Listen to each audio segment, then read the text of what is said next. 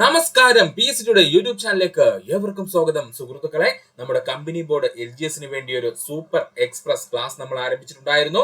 ക്ലാസ്സിലേക്ക് പോകുന്നതിന് മുമ്പ് നമ്മുടെ ഈ വീഡിയോ കാണുന്ന എല്ലാ സുഹൃത്തുക്കളും നമ്മുടെ ചാനൽ സബ്സ്ക്രൈബ് ചെയ്ത് സഹായിക്കുക. അതിനോടൊപ്പം തന്നെ നിങ്ങളുടെ സുഹൃത്തുക്കൾക്ക് കൂടി നമ്മുടെ ചാനൽ ഒന്ന് ഷെയർ ചെയ്ത് നൽകുക.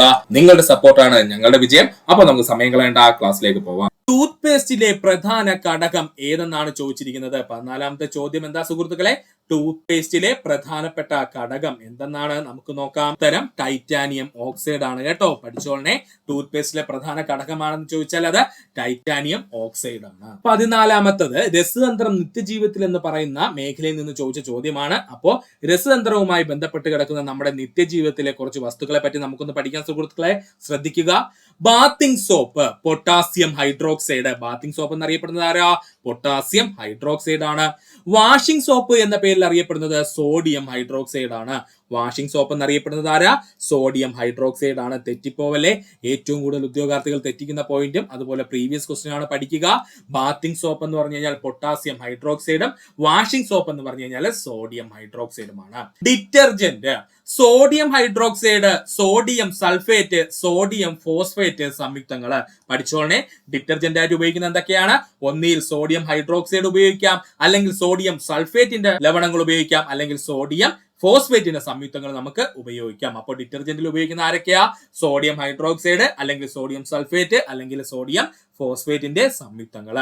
മദ്യത്തിൽ അടങ്ങിയിരിക്കുന്ന ആൽക്കഹോൾ ആണ് എഥനോൾ എന്നറിയപ്പെടുന്നത്. ഒരുപാട് തവണ പ്രീവിയസ് ആയി PSC ചോദിച്ച ക്വസ്റ്റ്യൻ ആണ്. മദ്യത്തിൽ അടങ്ങിയിരിക്കുന്ന ആൽക്കഹോൾ ആണ് എഥനോൾ. എന്നാൽ വിഷമദ്യ ദുരന്തത്തിന് കാരണമാകുന്നത് ആരാ? അത് മെഥനോൾ ആണ്. ഇതാണ് തെറ്റിപ്പോകുന്നത്. മദ്യത്തിൽ അടങ്ങിയിരിക്കുന്ന ആൽക്കഹോൾ ചോദിച്ചു കഴിഞ്ഞാൽ അത് എഥനോളും, എന്നാൽ വിഷമദ്യ ദുരന്തത്തിന് കാരണമാകുന്ന ആൽക്കഹോൾ എന്ന് ചോദിച്ചാൽ അത് മെഥനോളുമാണ്. അപ്പക്കാരം എന്ന് പറയുന്നത് സോഡിയം ബൈകാർബണേറ്റ് അഥവാ NaHCO3. ഇതൂടെ പഠിച്ചു വെച്ചോളണേ. അപ്പക്കാരം എന്ന് പറഞ്ഞു കഴിഞ്ഞാൽ സോഡിയം ബൈകാർബണേറ്റ് ആണ് അഥവാ NaHCO3 ആണ്.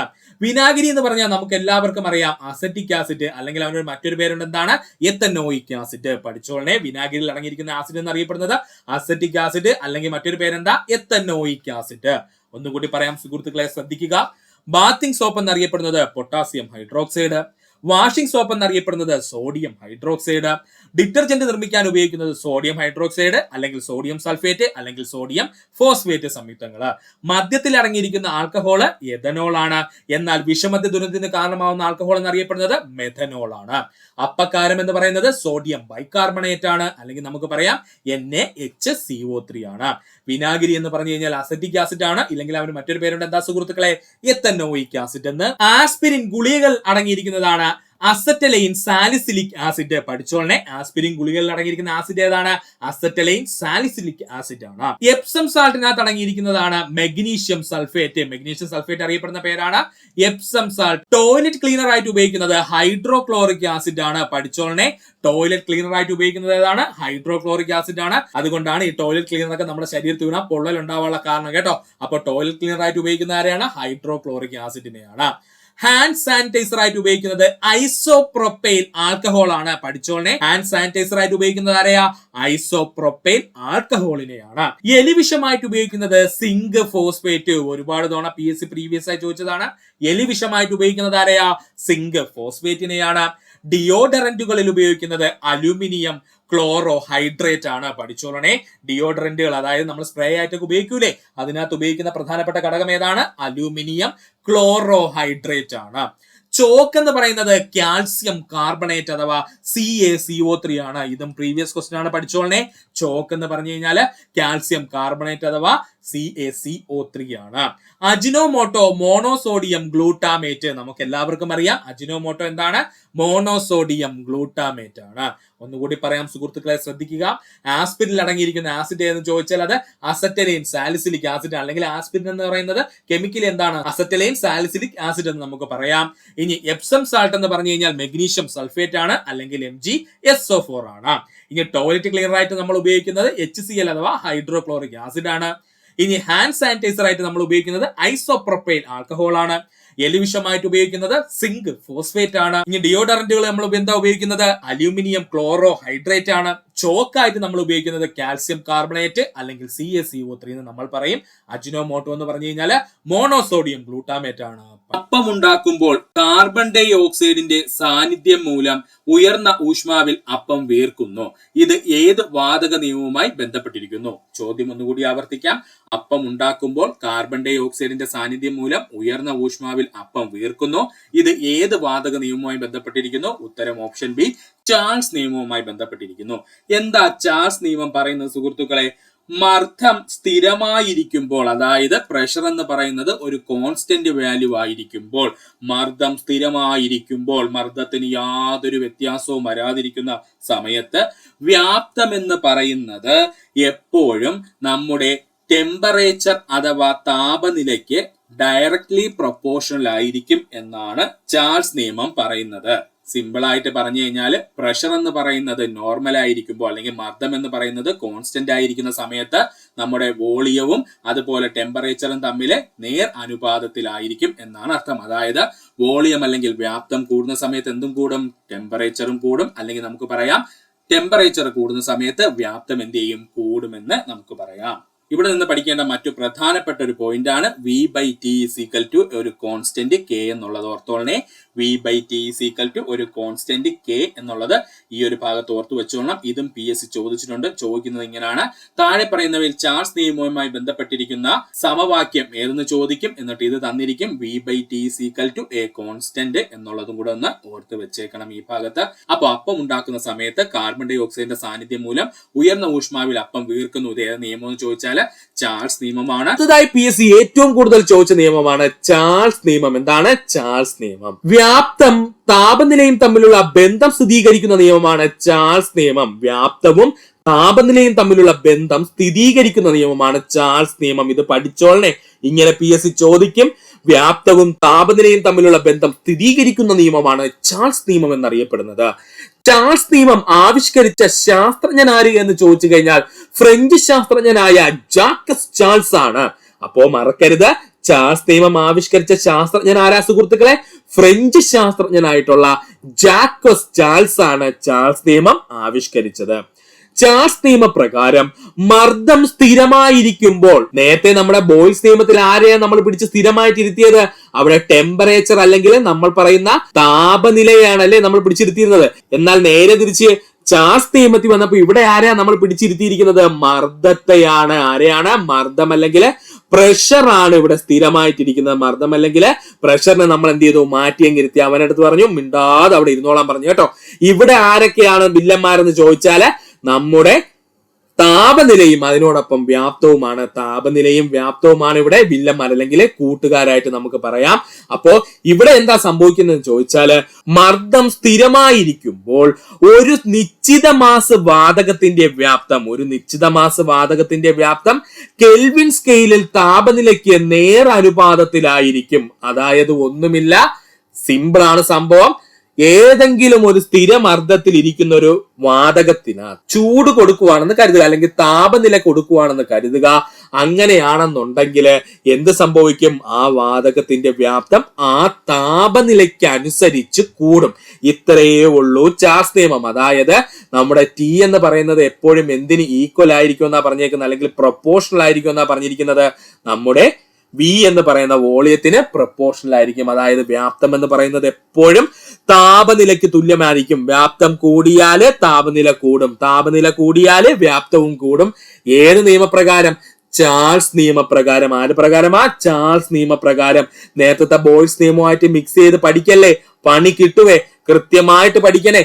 ചാൾസ് നിയമത്തിനകത്ത് ആരെയാ നമ്മൾ പിടിച്ച് സൈഡിൽ ഇരുത്തിയത്? മിണ്ടാതിരുന്നോളാൻ പറഞ്ഞത് മർദ്ദത്തിനെയാണ്. മർദ്ദത്തിനകത്ത് ചാൾസ് നിയമത്തിൽ യാതൊരു ബന്ധവുമില്ല മർദ്ദത്തിന്. ഇവിടെ കളിക്കാർ ആരൊക്കെയാണ്? നമ്മുടെ താപനിലയും അതുപോലെ തന്നെ വോളിയം അല്ലെങ്കിൽ വ്യാപ്തവുമാണ്. എന്നിട്ട് ചാൾസ് നിയമം എന്താ പറഞ്ഞത്? നിങ്ങൾ എത്ര താപനില കൂട്ടുന്നോ അതിനനുസരിച്ച് ഒരു വാതകത്തിന്റെ വ്യാപ്തം കൂടിക്കൊണ്ടിരിക്കും. ഇത്രയേ ഉള്ളൂ സംഭവം. ചാൾസ് ഇത്രേ പറഞ്ഞോളൂ, അല്ലെങ്കിൽ ജാക്കസ് ചാൾസ് ഇത്രേ പറഞ്ഞോളൂ. നിങ്ങൾ ഒരു വാതകം എടുത്ത് വെച്ചിട്ട് അതിന്റെ മർദ്ദം അങ്ങോട്ട് സ്ഥിരമാക്കി വെച്ചിട്ട് ചുമ്മാ അങ്ങോട്ട് അതിന്റെ താപനില കൂട്ടിക്കൊണ്ടിരുന്നു കഴിഞ്ഞാല് ആ വാതകത്തിന്റെ വ്യാപ്തം ആ താപനിലയ്ക്ക് അനുസരിച്ച് വർദ്ധിക്കുമെന്നാണ് ആര് പറഞ്ഞത്? ചാൾസ് നിയമം പറഞ്ഞത്. അതായത് നമ്മുടെ താപനിലയും വ്യാപ്തവും ഭയങ്കര അടുത്ത കൂട്ടുകാരാണ്. ഒരുത്തൻ ഒന്ന് ലെവൽ അപ്പ് ചെയ്ത് കഴിഞ്ഞാൽ മറ്റൊരു കൂടെ കയറും. മനസ്സിലായോ? അപ്പോ സുഹൃത്തുക്കൾ ആ ഭാഗം വ്യക്തമായിട്ട് പഠിക്കുക. വ്യാപ്തത്തെ നമ്മൾ വി കൊണ്ട് സൂചിപ്പിക്കുന്നു, താപനിലയെ നമ്മൾ ടി കൊണ്ട് സൂചിപ്പിക്കുന്നു എങ്കിൽ V/T എന്ന് പറയുന്നത് ഒരു സ്ഥിരസംഖ്യ ആയിരിക്കും. V/T എന്ന് പറയുന്നത് ഒരു സ്ഥിരസംഖ്യ ആയിരിക്കും. പഠിക്കുക.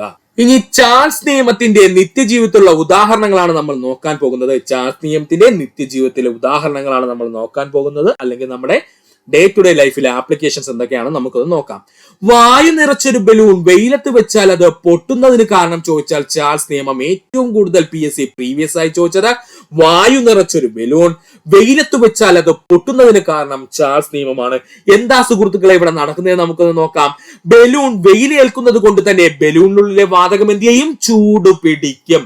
വാതകത്തിന് ചൂട് പിടിച്ചു കഴിഞ്ഞാൽ ആ ചൂടിനനുസരിച്ച് അല്ലെങ്കിൽ ആ താപനിലയ്ക്കനുസരിച്ച് ആരുടെ വ്യാപ്തം കൂടും? വാതകത്തിന്റെ വ്യാപ്തം കൂടും. ഇതിനെയാണ് നമ്മൾ ചാൾസ് നിയമം എന്ന് പറഞ്ഞത്. അതുകൊണ്ട് തന്നെ ബലൂണിലേക്ക് ചൂട്, നമ്മുടെ വെയിലിന് നല്ല ചൂടുണ്ടല്ലോ, ആ ചൂട് ബലൂണിലെ വാതകത്തിലേക്കുമ്പോൾ എന്താ സംഭവിക്കുന്നത്? വാതകത്തിന്റെ വ്യാപ്തം കൂടും. വാതകത്തിന്റെ വ്യാപ്തം കൂടുകയും അതിനനുസരിച്ച് ബലൂൺ എന്ത് ചെയ്യും? പെരുകുകയും ചെയ്യും. അതായത് ബലൂണിന്റെ വ്യാപ്തവും വർദ്ധിക്കും. ഒരു ലെവൽ കഴിഞ്ഞ് കഴിഞ്ഞാൽ പിന്നെ ബലൂണിന് എന്ത് ചെയ്യാൻ പറ്റൂല? ആ ബലൂണിന്റെ റബ്ബറിന് വ്യാപ്തം കൂട്ടാൻ പറ്റൂല. അതുകൊണ്ട് എന്ത് സംഭവിക്കും? ആ ബലൂണ് പൊട്ടിപ്പോവുകയും ചെയ്യും. ഇതാണ് അവിടെ നടക്കുന്നത് കേട്ടോ. ഒന്നുകൂടെ പറയാം. വായു നിറച്ചൊരു ബലൂണ് വെയിലത്ത് വെച്ചാൽ അത് പൊട്ടുന്നതിന് കാരണം ചോദിച്ചാൽ ചാൾസ് നിയമമാണ്. ഇതിനുള്ള കാരണം എന്തെന്ന് ചോദിച്ചാൽ ബലൂണിൽ ഡയറക്റ്റ് സൂര്യപ്രകാശം അടിക്കുന്ന സമയത്ത് എന്താ സംഭവിക്കുന്നത്? സൂര്യപ്രകാശത്ത് ചൂടുണ്ടല്ലേ, ഈ ചൂടിനെ നമ്മുടെ ബലൂണിലിരിക്കുന്ന ആരങ്ങ് വലിച്ചെടുക്കും? വാതകം അങ്ങ് വലിച്ചെടുക്കും. ഇങ്ങനെ വാതകം വലിച്ചെടുത്ത ചൂട് കൊണ്ട് എന്ത് സംഭവിക്കും? വാതകത്തിന് വ്യാപ്തം വർദ്ധിക്കും. ഇങ്ങനെ വാതകത്തിന്റെ വ്യാപ്തം വർദ്ധിച്ചു കഴിഞ്ഞാൽ എന്താ ചെയ്യുന്നത്? നമ്മുടെ ബലൂൺ ഒന്ന് പെരുകുമല്ലേ. എന്നാൽ വീണ്ടും ചൂട് വന്നാൽ എന്താ സംഭവിക്കുന്നത്?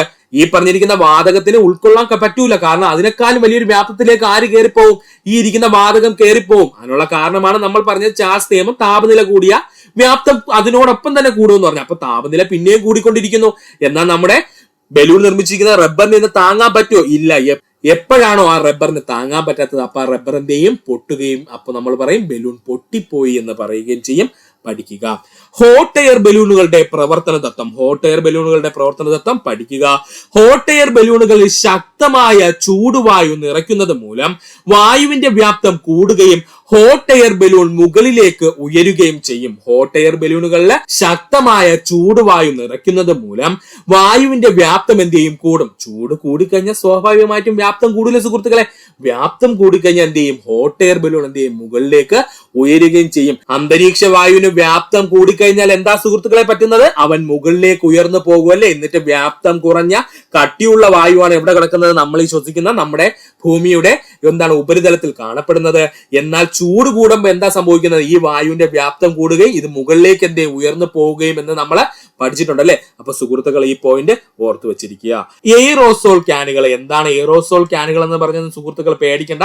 നമ്മൾ അടിക്കുന്ന സ്പ്രേ ബോട്ടിലോട്ട് ഈ വാതകം നിറച്ചു വെച്ചിരിക്കുന്ന കണ്ടെയ്നറുകളെ എല്ലാം നമുക്ക് എയറോസോൾ ക്യാനുകൾ എന്ന് പറയാം കേട്ടോ.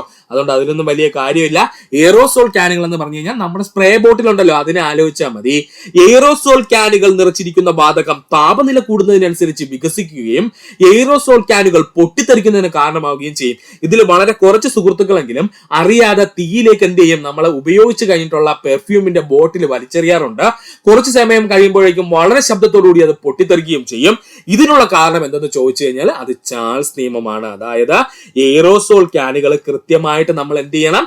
റീസൈക്കിൾ ചെയ്യണം. അല്ലെന്നുണ്ടെങ്കിൽ കൃത്യമായിട്ട് അതിനെ ഉപേക്ഷിക്കാൻ നമ്മൾ ശ്രമിക്കണം. അപ്പോൾ എയറോസോൾ ക്യാനുകൾ നിറച്ചിരിക്കുന്ന വാതകം താപനില കൂടുന്നതിനനുസരിച്ച് എന്ത് ചെയ്യും? വികസിക്കുകയും എയറോസോൾ ക്യാനുകൾ പൊട്ടിത്തെറിക്കുന്നതിന് ഇത് കാരണമാകും. അതുകൊണ്ടാണ് നമ്മുടെ സ്പ്രേ ബോട്ടിലൊക്കെ എഴുതി വെച്ചിട്ടുണ്ട് 37 ഡിഗ്രി സെൽഷ്യസിന് മുകളിലോട്ടൊന്നും താപനില, അല്ലെങ്കിൽ 40 ഡിഗ്രി സെൽഷ്യസിന് മുകളിലോട്ടൊന്നും താപനില ഉള്ള സ്ഥലത്ത് ഇത് കൊണ്ട് വെക്കരുത് എന്ന് പറയുന്നതിന് കാരണം അതാണ് കേട്ടോ. അതാണ് പറയുന്നത് ഷെയ്ഡഡ് ആയിട്ടുള്ള പ്ലേസിൽ വേണം ഇങ്ങനെയുള്ള എയറോസോൾ ക്യാനുകളൊക്കെ വെക്കാനെന്ന് പറയുന്നത് കേട്ടോ. അല്ലെങ്കിൽ സ്പ്രേ ബോട്ടിലോട്ട് അങ്ങോട്ടുള്ള ഏത് വേണമെങ്കിലും നമുക്ക് പറയാം. ഇതെല്ലാം എന്താണ്? സൂക്ഷിച്ചു വെക്കണം. ഇതെല്ലാം അതുകൊണ്ടാണ് പറയുന്നത്. സുഹൃത്തുക്കളെ പഠിക്കുക.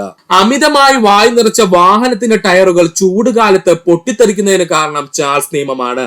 അമിതമായി വായു നിറച്ച വാഹനത്തിന്റെ ടയറുകൾ ചൂടുകാലത്ത് പൊട്ടിത്തെറിക്കുന്നതിന് കാരണം ചോദിച്ചാൽ അത് ചാൾസ് നിയമമാണ്. ഇവിടെ ചെറിയൊരു വ്യത്യാസമുണ്ട്. അത് നമുക്ക് എന്താണെന്ന് നോക്കാം.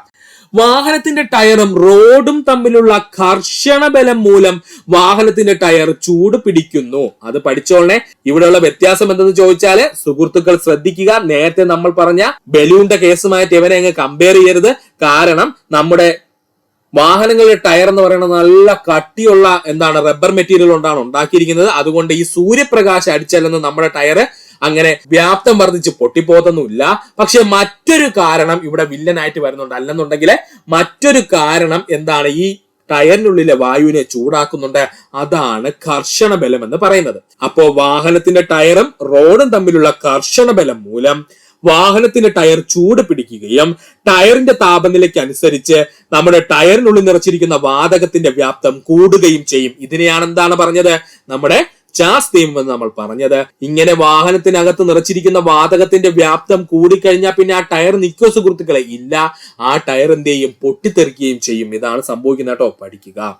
പലഹാരത്തിന് ഉപയോഗിക്കുന്ന മാവ് പുളിച്ചുയർന്നു വരുന്നതിന് കാരണം ചോദിച്ചാൽ അതും ആരാണ്?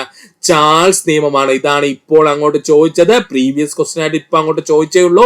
സുഹൃത്തുക്കൾ പഠിക്കുക, ഇമ്പോർട്ടന്റ് പോയിന്റ് ആണ് പറഞ്ഞത്. പലഹാരത്തിന് ഉപയോഗിക്കുന്ന മാവ് പുളിച്ച് ഉയർന്നു വരുന്നതിന് കാരണം, അല്ലെന്നുണ്ടെങ്കിൽ നമുക്ക് മറ്റൊരു പോയിന്റ് കൂടെ പറയാം.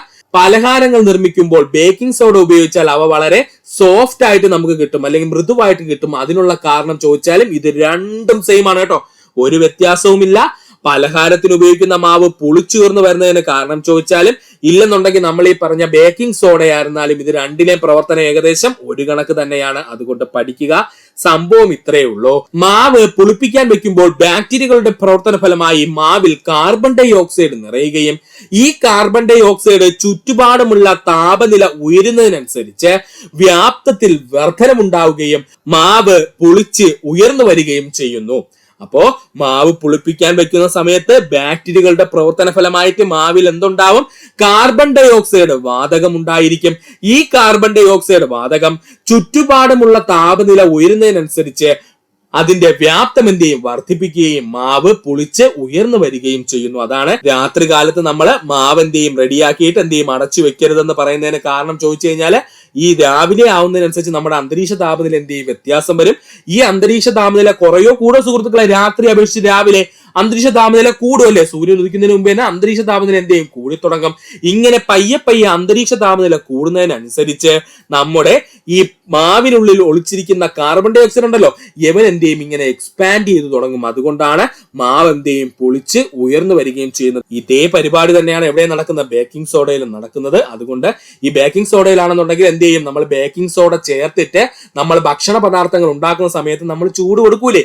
ഈ ചൂട് കൊടുക്കുന്ന സമയത്ത് ആരെയും ഈ കാർബൺ ഡൈ ഓക്സൈഡ് അവിടത്തങ്ങ് പുറത്ത് ചാടി കഴിയുമ്പോൾ ഈ കാർബൺ ഡൈ ഓക്സൈഡ് അതിനകത്ത് അങ്ങ് ഇരിക്കുകയോ ഇല്ല, ഇവൻ അങ്ങ് എക്സ്പാൻഡ് ചെയ്യും. എവിടെ വെച്ച് എക്സ്പാൻഡ് ചെയ്യും? ഈ പറഞ്ഞിരിക്കുന്ന നമ്മൾ ബേക്ക് ചെയ്യുന്ന ആ വസ്തുവിനകത്ത് വെച്ചിട്ട് എന്ത് ചെയ്യും? എക്സ്പാൻഡ് ചെയ്യും. സ്വാഭാവികമായിട്ടും എക്സ്പാൻഷൻ സംഭവിക്കുമ്പോൾ അതിനകത്തുള്ള കണികകൾ എന്ത് ചെയ്യും? വികസിച്ചു കഴിഞ്ഞാൽ അവ വളരെ സോഫ്റ്റ് ആയിട്ട് മാറുകയും ചെയ്യും. ഇതാണ് അവിടെ നടക്കുന്നത്. രണ്ടിന്റെ പ്രവർത്തനം ഒന്ന് തന്നെയാണ് സുഹൃത്തുക്കളെ, പഠിക്കും. കലാമിൻ ഏത് ലോഹത്തിന്റെ അയിരാണ്? ഉത്തരം സിങ്കിന്റെ. കലാമിൻ ഏത് ലോഹത്തിന്റെ അയിരാ സുഹൃത്തുക്കളെ? സിങ്കിന്റെ അയിരാണ് കലാമിൻ എന്ന് പറയുന്നത്. ഇനി PSC സ്ഥിരമായിട്ട് ചോദിക്കുന്ന പ്രധാനപ്പെട്ട ലോഹങ്ങളും അവയുടെ അയിരുകളുമാണ് നമ്മൾ പഠിക്കാൻ പോകുന്നത്. ഇത് ഡിഗ്രി എന്നോ LGS എന്നോ ഇല്ല, ഏതൊരു എക്സാമിനും നിങ്ങൾക്ക് ഇത് പ്രതീക്ഷിക്കാം. ഈ പറഞ്ഞിരിക്കുന്ന ഇത്രയും ലോഹവും അവയുടെ അയിരുകളും പഠിക്കാതെ പോവരുത്, അത്രയും ഇമ്പോർട്ടന്റ് ആണ്. അപ്പൊ നോക്കാം നമുക്ക് പ്രധാനപ്പെട്ട PSC ചോദിച്ച ലോഹങ്ങളും അവയുടെ അയിരുകളും. സിങ്കിന്റെ പ്രധാനപ്പെട്ട അയിരാണ് കലാമിൻ, സിങ്ക് ബ്ലെൻഡ്, സിൻസൈറ്റ്. ഓർത്തോളണേ, സിങ്കിന്റെ പ്രധാനപ്പെട്ട അയിരുകൾ ഏതൊക്കെയാണ്? കലാമിൻ, സിങ്ക് ബ്ലെൻഡ്, സിൻസൈറ്റ് എന്നിവയാണ്. ലെഡിന്റെ പ്രധാനപ്പെട്ട അയിരുകളാണ് ഗലീന, സെറുസൈറ്റ്, ലിത്താർജ്. ലെഡിന്റെ പ്രധാനപ്പെട്ട അയിരുകൾ ഏതൊക്കെയാ? ഗലീന, സെറുസൈറ്റ്, ലിത്താർജ് എന്നിവയാണ്. കാൽസ്യത്തിന്റെ പ്രധാനപ്പെട്ട അയിരുകളാണ് ജിപ്സവും ഫ്ലൂസ്പെറും. കാൽസ്യത്തിന്റെ പ്രധാനപ്പെട്ട അയിരുകളാണ് ജിപ്സവും ഫ്ലൂസ്പെറും. ഇരുമ്പിന്റെ പ്രധാനപ്പെട്ട അയിരുകളാണ് ഹെമറ്റൈറ്റ്, മാഗ്നറ്റൈറ്റ്, അയൺ പൈറൈറ്റിസ്. ഓർത്തോളണം, ഇത്രയും ഇമ്പോർട്ടന്റ് ആണ്. ഇരുമ്പിന്റെ പ്രധാനപ്പെട്ട അയിരുകൾ ഏതൊക്കെയാ? Haematite, magnetite, iron pyrites.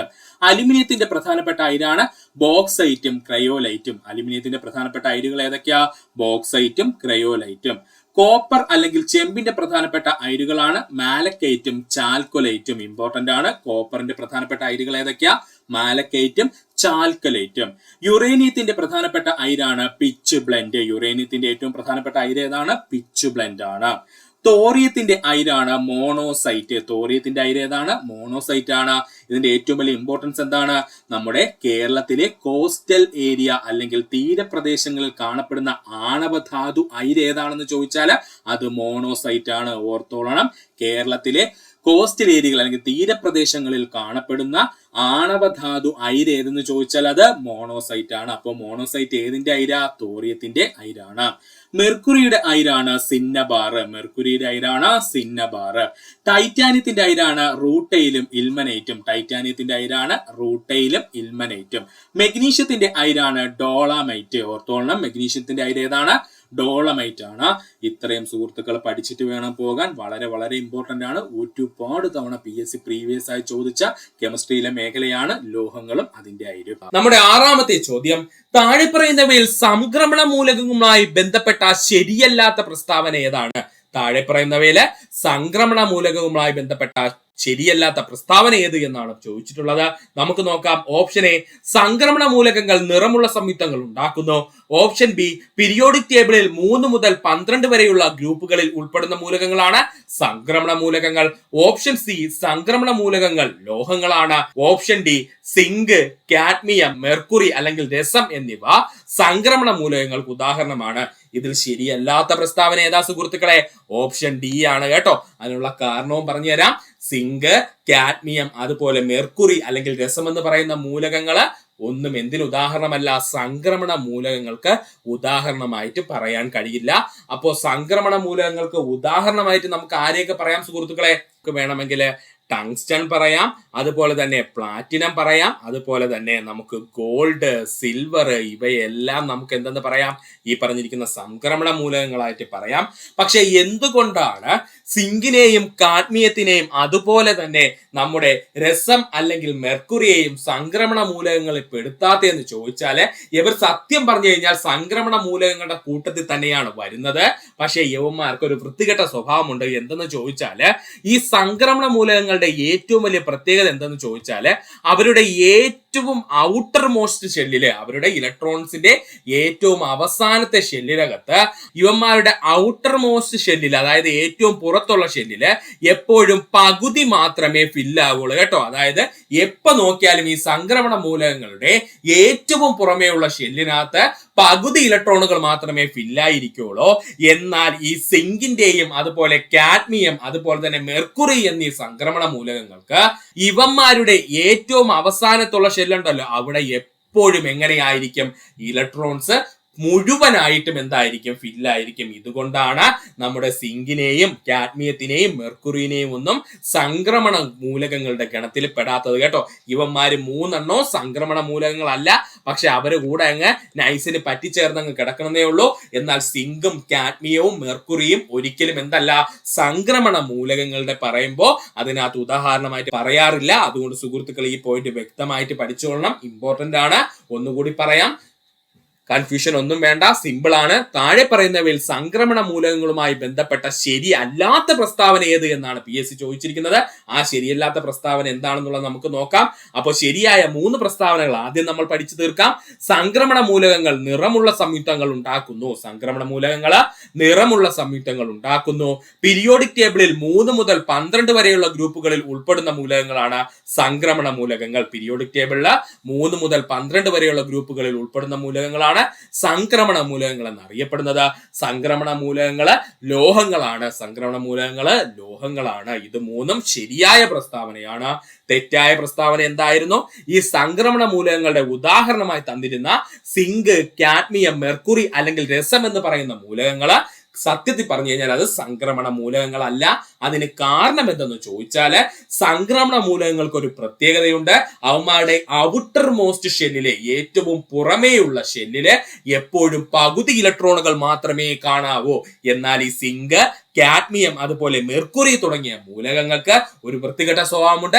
അവന്മാരെപ്പോഴും അവന്മാരുടെ ഔട്ടർ മോസ്റ്റ് ഷെല്ല്, ഏറ്റവും പുറമേയുള്ള ഷെല്ലില് ഇലക്ട്രോണുകൾ പൂർണ്ണമായിട്ടും നിറച്ചു വെച്ചായിരിക്കും കാണപ്പെടുന്നത്. അതുകൊണ്ട് സംക്രമണ മൂലകങ്ങളുടെ ഉദാഹരണം പറയുമ്പോൾ സിങ്ക്, കാഡ്മിയം, മെർക്കുറി എന്നിവ പറയാറില്ല. ഇവിടെ വെച്ചങ്ങ് പഠിക്കുക, ഇമ്പോർട്ടന്റ് ആണ്. അപ്പോൾ സംക്രമണ മൂലകങ്ങൾക്ക് ഉദാഹരണം ചോദിച്ചു കഴിഞ്ഞാൽ പിന്നെ ആരൊക്കെയുണ്ട്? ടങ്സ്റ്റൻ പറയാം, പ്ലാറ്റിനം പറയാം, സിൽവർ പറയാം, ഗോൾഡ് പറയാം. ഇതെല്ലാം സംക്രമണ മൂലകങ്ങൾക്ക് ഉദാഹരണമാണ്. പഠിക്കുക. ഉത്കൃഷ്ടവാതകങ്ങൾ ആധുനിക പീരിയോഡിക് ടേബിൾ ഏത് ഗ്രൂപ്പിൽ ഉൾപ്പെടുന്നു? ഉത്തരം ഓപ്ഷൻ എ 18ാം ഗ്രൂപ്പിലാണ് ഉൾപ്പെടുന്നത് കേട്ടോ. ഉത്കൃഷ്ടവാതകങ്ങൾ ആധുനിക പീരിയോഡിക് ടേബിൾ ഏത് ഗ്രൂപ്പിലാണ് ഉൾപ്പെടുന്നത്? അത് 18ാം ഗ്രൂപ്പിലാണ് ഉൾപ്പെടുന്നത്. 1 മുതൽ 2 വരെയുള്ള ഗ്രൂപ്പും 13 മുതൽ 18 വരെയുള്ള ഗ്രൂപ്പിലുള്ള മൂലകങ്ങളെ വിളിക്കുന്ന പേരാണ് പ്രാതിനിധ്യ മൂലകങ്ങൾ എന്ന്. 1 മുതൽ 2 വരെയുള്ള ഗ്രൂപ്പ് വരെയും 13 മുതൽ 18 വരെയുള്ള ഗ്രൂപ്പിലും ഉൾപ്പെട്ടിരിക്കുന്ന മൂലകങ്ങളെ പൊതുവായി വിളിക്കുന്ന പേരാണ് പ്രാതിനിധ്യ മൂലകങ്ങൾ എന്ന്. 3 മുതൽ 12 വരെയുള്ള ഗ്രൂപ്പിൽ അടങ്ങിയിരിക്കുന്ന മൂലകങ്ങളാണ് സംക്രമണ മൂലകങ്ങൾ അല്ലെങ്കിൽ ഡി ബ്ലോക്ക് ഇലമെന്റ്സ് എന്ന് നമ്മൾ വിളിക്കും. 3 മുതൽ 12 വരെയുള്ള ഗ്രൂപ്പിൽ അടങ്ങിയിരിക്കുന്ന മൂലകങ്ങളെ നമ്മൾ സംക്രമണ മൂലകങ്ങൾ അഥവാ ഡി ബ്ലോക്ക് ഇലമെന്റ്സ് എന്ന് വിളിക്കും.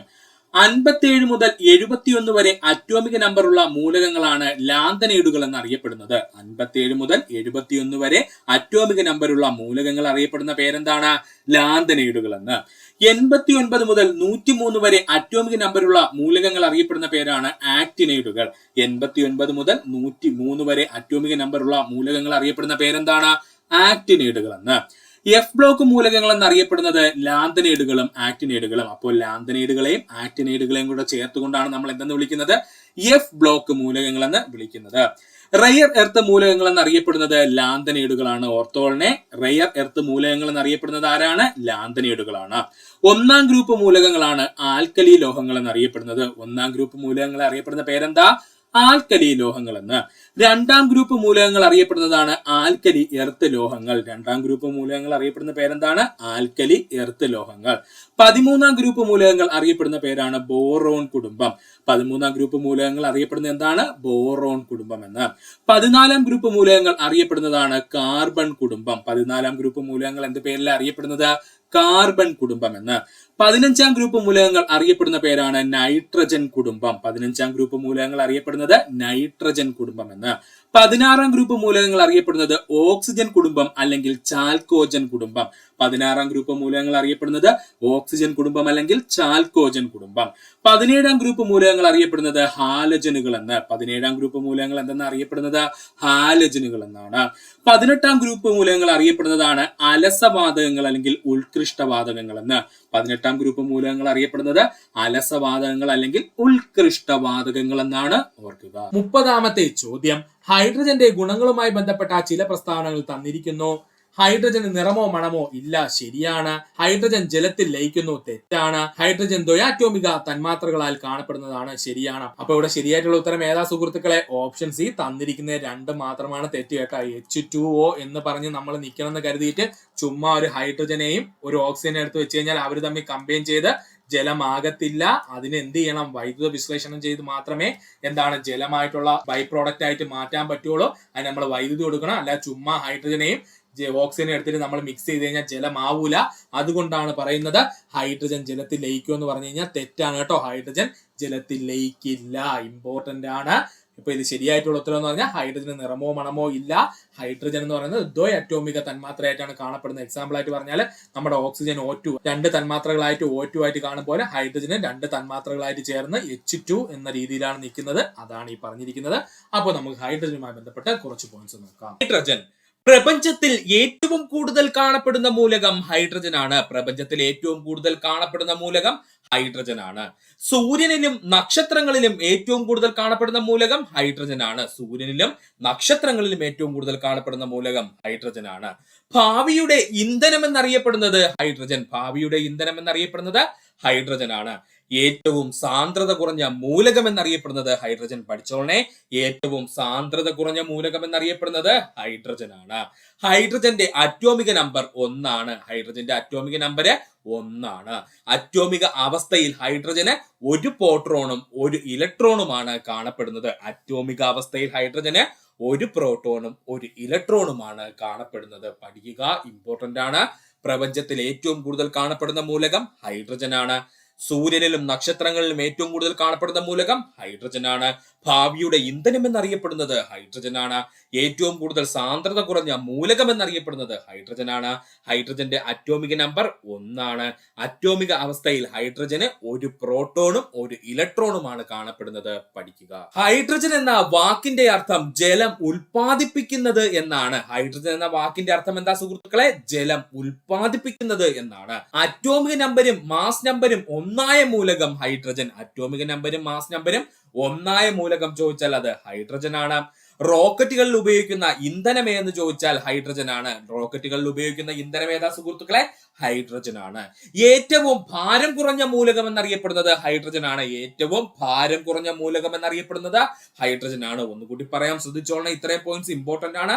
PSC പ്രീവിയസ് ആയി ചോദിച്ച പോയിന്റ്സ് ആണ് ഈ 4 ഹൈഡ്രജൻ എന്ന വാക്കിന്റെ അർത്ഥം ജലം ഉൽപ്പാദിപ്പിക്കുന്നത് എന്നാണ്. അറ്റോമിക് നമ്പരും മാസ് നമ്പരും ഒന്നായ മൂലകം എന്ന് ചോദിച്ചാൽ അത് ഹൈഡ്രജൻ ആണ്. റോക്കറ്റുകളിൽ ഉപയോഗിക്കുന്ന ഇന്ധനം എന്ന് ചോദിച്ചാൽ അത് ഹൈഡ്രജൻ ആണ്. ഏറ്റവും ഭാരം കുറഞ്ഞ മൂലകം എന്ന് ചോദിച്ചാൽ അത് ഹൈഡ്രജൻ ആണ്. പഠിക്കുക. സ്വയം കത്തുന്ന മൂലകമെന്നും കത്തുന്ന വാതകമെന്നും അറിയപ്പെടുന്നത് ഹൈഡ്രജൻ ആണ്. സ്വയം കത്തുന്ന മൂലകമെന്നും സ്വയം കത്തുന്ന വാതകമെന്നും അറിയപ്പെടുന്നത് ഹൈഡ്രജൻ ആണ്. വീണ്ടും പറയുന്നു, PSC ഒരുപാട് തവണ പ്രീവിയസ് ആയി ചോദിച്ച ചോദ്യമാണ്. സ്വയം കത്തുന്ന മൂലകമെന്നും സ്വയം കത്തുന്ന വാതകമെന്നും അറിയപ്പെടുന്നത് ഹൈഡ്രജൻ ആണ്. കലോറിഫിക് മൂല്യം ഏറ്റവും കൂടിയ ഇന്ധനം എന്നറിയപ്പെടുന്നത് ഹൈഡ്രജൻ ആണ്. പഠിച്ചോളണേ. കലോറിഫിക് മൂല്യം അല്ലെങ്കിൽ കലോറി മൂല്യം ഏറ്റവും കൂടിയ ഇന്ധനം എന്ന് ചോദിച്ചാൽ അത് ഹൈഡ്രജൻ ആണ്. എല്ലാ ആസിഡുകളിലും പൊതുവായി കാണപ്പെടുന്ന മൂലകം ഹൈഡ്രജൻ ആണ്. എല്ലാ ആസിഡുകളിലും പൊതുവായി കാണപ്പെടുന്ന മൂലകം ചോദിച്ചാൽ അത് ഹൈഡ്രജൻ ആണ്. ഹൈഡ്രജൻ കണ്ടുപിടിച്ച ശാസ്ത്രജ്ഞൻ ഹെൻറി കാവൻഡിഷ് ആണ്. വർഷം 1766. വർഷം സഹിതം പഠിച്ചോളണേ. ആസിഡുകളിൽ പൊതുവായി കാണപ്പെടുന്ന മൂലകം ഹൈഡ്രജൻ ആണ്. ഹൈഡ്രജൻ കണ്ടുപിടിച്ച ശാസ്ത്രജ്ഞൻ ആരാണ്? ഹെൻറി കാവൻഡിഷ് ആണ്. വർഷം എത്രയാണ്? 1766 ആണ്. വർഷം എത്രയാണ് സുഹൃത്തുക്കളെ? 1766 ആണ്. പഠിക്കുക. ഒന്നുകൂടി പറയാം, ഇമ്പോർട്ടന്റ് പോയിന്റ്സ് ആണ് പറഞ്ഞിരിക്കുന്നത്. ഇവയിൽ മിക്കുള്ള പോയിന്റ്സും പ്രീവിയസ് ആയി PSC ചോദിച്ചതാണ്. പഠിക്കുക. ഹൈഡ്രജൻ എന്ന വാക്കിന്റെ അർത്ഥം ജലം ഉൽപ്പാദിപ്പിക്കുന്നത് എന്നാണ്. അറ്റോമിക നമ്പരും മാസ് നമ്പരും ഒന്നായ മൂലകം എന്ന് ചോദിച്ചാൽ അത് ഹൈഡ്രജൻ ആണ്. റോക്കറ്റുകളിൽ ഉപയോഗിക്കുന്ന ഇന്ധനം എന്ന് ചോദിച്ചാൽ അത് ഹൈഡ്രജൻ ആണ്. ഏറ്റവും ഭാരം കുറഞ്ഞ മൂലകം എന്ന് ചോദിച്ചാൽ അത് ഹൈഡ്രജൻ ആണ്. സ്വയം കത്തുന്ന മൂലകമെന്നും സ്വയം കത്തുന്ന വാതകമെന്നും അറിയപ്പെടുന്നത് ഹൈഡ്രജൻ ആണ്. കലോറിഫിക് മൂല്യം അല്ലെങ്കിൽ കലോറിഫിക് വാല്യൂ ഏറ്റവും കൂടിയ ഇന്ധനം ചോദിച്ചാൽ അത് ഹൈഡ്രജൻ ആണ്. എല്ലാ ആസിഡുകളിലും പൊതുവായി കാണപ്പെടുന്ന മൂലകം ഹൈഡ്രജൻ ആണ്. ഹൈഡ്രജൻ കണ്ടുപിടിച്ച ശാസ്ത്രജ്ഞൻ ആരാണ്? ഹെൻറി കാവൻഡിഷ് ആണ്. ആരാണ്? ഹെൻറി കാവൻഡിഷ് ആണ്. വർഷം 1766 ആണ്. പഠിക്കുക. അടുത്തതായി നമുക്ക് നോക്കാനുള്ളത് ഹൈഡ്രജനും ആവർത്തന പട്ടികയുമാണ്. ഹൈഡ്രജനും ആവർത്തന പട്ടികയും. ആവർത്തന പട്ടികയിൽ ഒന്നാമത്തെ മൂലകം എന്നറിയപ്പെടുന്നത് ഹൈഡ്രജൻ ആണ്. ആവർത്തന പട്ടികയിലെ ഒന്നാമത്തെ മൂലകം എന്നറിയപ്പെടുന്നത് ഹൈഡ്രജൻ ആണ്. ഹൈഡ്രജന്റെ ഇലക്ട്രോണിക് വിന്യാസം 1s1 എന്നാണ്. ഇതങ്ങ് പഠിച്ചോളണേ. ഹൈഡ്രജന്റെ ഇലക്ട്രോണിക് വിന്യാസം എന്താണ്? 1s1 എന്നാണ്. ഹൈഡ്രജൻ ഒന്നാം ഗ്രൂപ്പ് മൂലകങ്ങളായ ആൽക്കലി ലോഹങ്ങളുടെയും 17ാം ഗ്രൂപ്പ് മൂലകങ്ങളായ ഹാലജനുകളുടെയും സ്വഭാവം കാണിക്കുന്നു. ഇത് PSC പ്രീവിയസ് ആയി ചോദിച്ചതാണ്. LD എക്സാമിന്. പഠിച്ചോളണേ. ഹൈഡ്രജൻ ഒന്നാം ഗ്രൂപ്പ് മൂലകങ്ങളായ ആൽക്കലി ലോഹങ്ങളുടെയും 17ാം ഗ്രൂപ്പ് മൂലകങ്ങളായ ഹാലജനുകളുടെയും സ്വഭാവം കാണിക്കുന്നു. ആൽക്കലി ലോഹങ്ങളെ പോലെ ഹൈഡ്രജൻ ഓക്സൈഡുകളും ഹാലൈഡുകളും സൾഫൈഡുകളും ഉണ്ടാക്കുന്നു. ആൽക്കലി ലോഹങ്ങളെ പോലെ ഹൈഡ്രജൻ ഓക്സൈഡുകളും ഹാലൈഡുകളും സൾഫൈഡുകളും ഉണ്ടാക്കുന്നു. പഠിക്കുക. ഒന്നുകൂടി പറയാം സുഹൃത്തുക്കളെ, ശ്രദ്ധിക്കുക. ഹൈഡ്രജനും ആവർത്തന പട്ടികയുമാണ് നമ്മൾ നോക്കുന്നത്. ആവർത്തന പട്ടികയിൽ ഒന്നാമത്തെ മൂലകം എന്നറിയപ്പെടുന്നത് ഹൈഡ്രജൻ ആണ്. ഹൈഡ്രജന്റെ ഇലക്ട്രോൺ വിന്യാസം 1s1 ആണ്. ഹൈഡ്രജൻ ഒന്നാം ഗ്രൂപ്പ് മൂലകങ്ങളായ ആൽക്കലി ലോഹങ്ങളുടെയും 17ാം ഗ്രൂപ്പ് മൂലകങ്ങളായ ഹാലജനുകളുടെയും സ്വഭാവം കാണിക്കുന്നു. ആൽക്കലി ലോഹങ്ങളെ പോലെ ഹൈഡ്രജൻ ഓക്സൈഡുകളും ഹാലൈഡുകളും സൾഫൈഡുകളും ഉണ്ടാക്കുന്നു. ആൽക്കലി ലോഹങ്ങളിൽ നിന്നും വിഭിന്നമായി ഹൈഡ്രജൻ സാധാരണ സാഹചര്യങ്ങളിൽ ലോഹീയ സ്വഭാവം കാണിക്കുന്നില്ല. അതാണ് കേട്ടോ ആൽക്കലി ലോഹങ്ങളിൽ നിന്നുള്ള വ്യത്യാസം. കൃത്യമായി പറഞ്ഞു കഴിഞ്ഞാൽ ഹൈഡ്രജന്റെ സ്വഭാവം എന്ന് വെച്ചാൽ ചില സമയത്ത് എന്ത് കാണിക്കും? ആൽക്കലി ലോഹങ്ങളുടെ സ്വഭാവം കാണിക്കും. ചില സമയത്ത് ഹാലജനുകളുടെ സ്വഭാവം എന്ത് ചെയ്യും? കാണിക്കും. അപ്പോ ആൽക്കലിയുടെ സ്വഭാവം എന്താ കാണിച്ചതെന്ന് ചോദിച്ചാൽ നമ്മൾ പറഞ്ഞിരുന്നു, ഓക്സൈഡുകളും ഹാലൈഡുകളും സൾഫേറ്റുകളും ഒക്കെ ഉണ്ടാക്കാൻ കഴിവ് ആർക്കുണ്ട്? ഹൈഡ്രജൻ ഉണ്ട്. എങ്ങനെ? ആൽക്കലി ലോഹങ്ങളെ പോലെ. എന്നാൽ ആൽക്കലി ലോഹങ്ങളിൽ നിന്നുള്ള വ്യത്യാസം എന്താ സുഹൃത്തുക്കളെ? ആൽക്കലി ലോഹങ്ങളിൽ നിന്നും വിഭിന്നമായിട്ട് ഹൈഡ്രജൻ സാധാരണ സാഹചര്യത്തിൽ ലോഹീയ സ്വഭാവം, അതായത് ഒരു ലോഹം കാണിക്കുന്ന യാതൊരു സ്വഭാവവും കാണിക്കുന്നില്ല. ഹൈഡ്രജന് കൂടുതൽ സാദൃശ്യമുള്ളത് ഹാലജനുകളുമായാണ്. എന്നാൽ ഹാലജനുകളുമായി താരതമ്യം ചെയ്യുമ്പോൾ ക്രിയാശീലം വളരെ കുറവാണ് ഹൈഡ്രജന് കൂടുതൽ സാദൃശ്യമുള്ളത് ഹാലജനുകളുമായാണ്. എന്നാൽ ഹാലജനുകളുമായി താരതമ്യം ചെയ്യുമ്പോൾ ക്രിയാശീലം വളരെ കുറവാണ് ആർക്ക്? ഹൈഡ്രജന്. ഇത്തരത്തിലുള്ള പ്രത്യേക സ്വഭാവ സവിശേഷതകൾ ഉള്ളത് കൊണ്ട് തന്നെ ഹൈഡ്രജന് ആവർത്തന പട്ടികയിൽ ഒരു പ്രത്യേക സ്ഥാനം നൽകിയിരിക്കുന്നു. അതുകൊണ്ടാണ് നമ്മുടെ ഹൈഡ്രജൻ 1-ാം സ്ഥാനത്ത് അങ്ങനെ ഇരിക്കുന്നത് കേട്ടോ. അതായത് അവൻ ആൽക്കലി ലോഹങ്ങളുടെ സ്വഭാവവും കാണിക്കാറുണ്ട്, ഹാലജനുകളുടെ സ്വഭാവവും കാണിക്കാറുണ്ട്. അതുകൊണ്ട് അവനെ പിടിച്ച് നമ്മുടെ ആവർത്തന പട്ടികയിൽ ഒരു പ്രത്യേക സ്ഥാനം നൽകി ഏറ്റവും മുകളിൽ ആവർത്തന പട്ടിക ആരംഭിക്കുന്ന ഭാഗത്ത് കൊണ്ടുവന്ന് വെച്ച് കേട്ടോ. ഇതാണ് കൃത്യമായിട്ടുള്ള ഉത്തരം. ഒന്നുകൂടി പറയാം, ആൽക്കലി ലോഹങ്ങളിൽ നിന്നും വിഭിന്നമായിട്ട് ഹൈഡ്രജൻ സാധാരണ സാഹചര്യത്തിൽ ലോകീയ സ്വഭാവം കാണിക്കുന്നില്ല. ഹൈഡ്രജൻ കൂടുതൽ സാദൃശ്യമുള്ളത് ഹാലജനുകളുമായാണ്. എന്നാൽ ഹാലജനുകളുമായി താരതമ്യം ചെയ്യുമ്പോൾ ക്രിയാശീലം വളരെ കുറവാണ് ഹൈഡ്രജന്. ഇത്തരത്തിൽ പ്രത്യേക സ്വഭാവ സവിശേഷതകൾ ഉള്ളത് കൊണ്ട് തന്നെ ഹൈഡ്രജന് ആവർത്തന പട്ടികയിൽ പ്രത്യേക സ്ഥാനം നൽകിയിരിക്കുന്നു. പഠിക്കുക.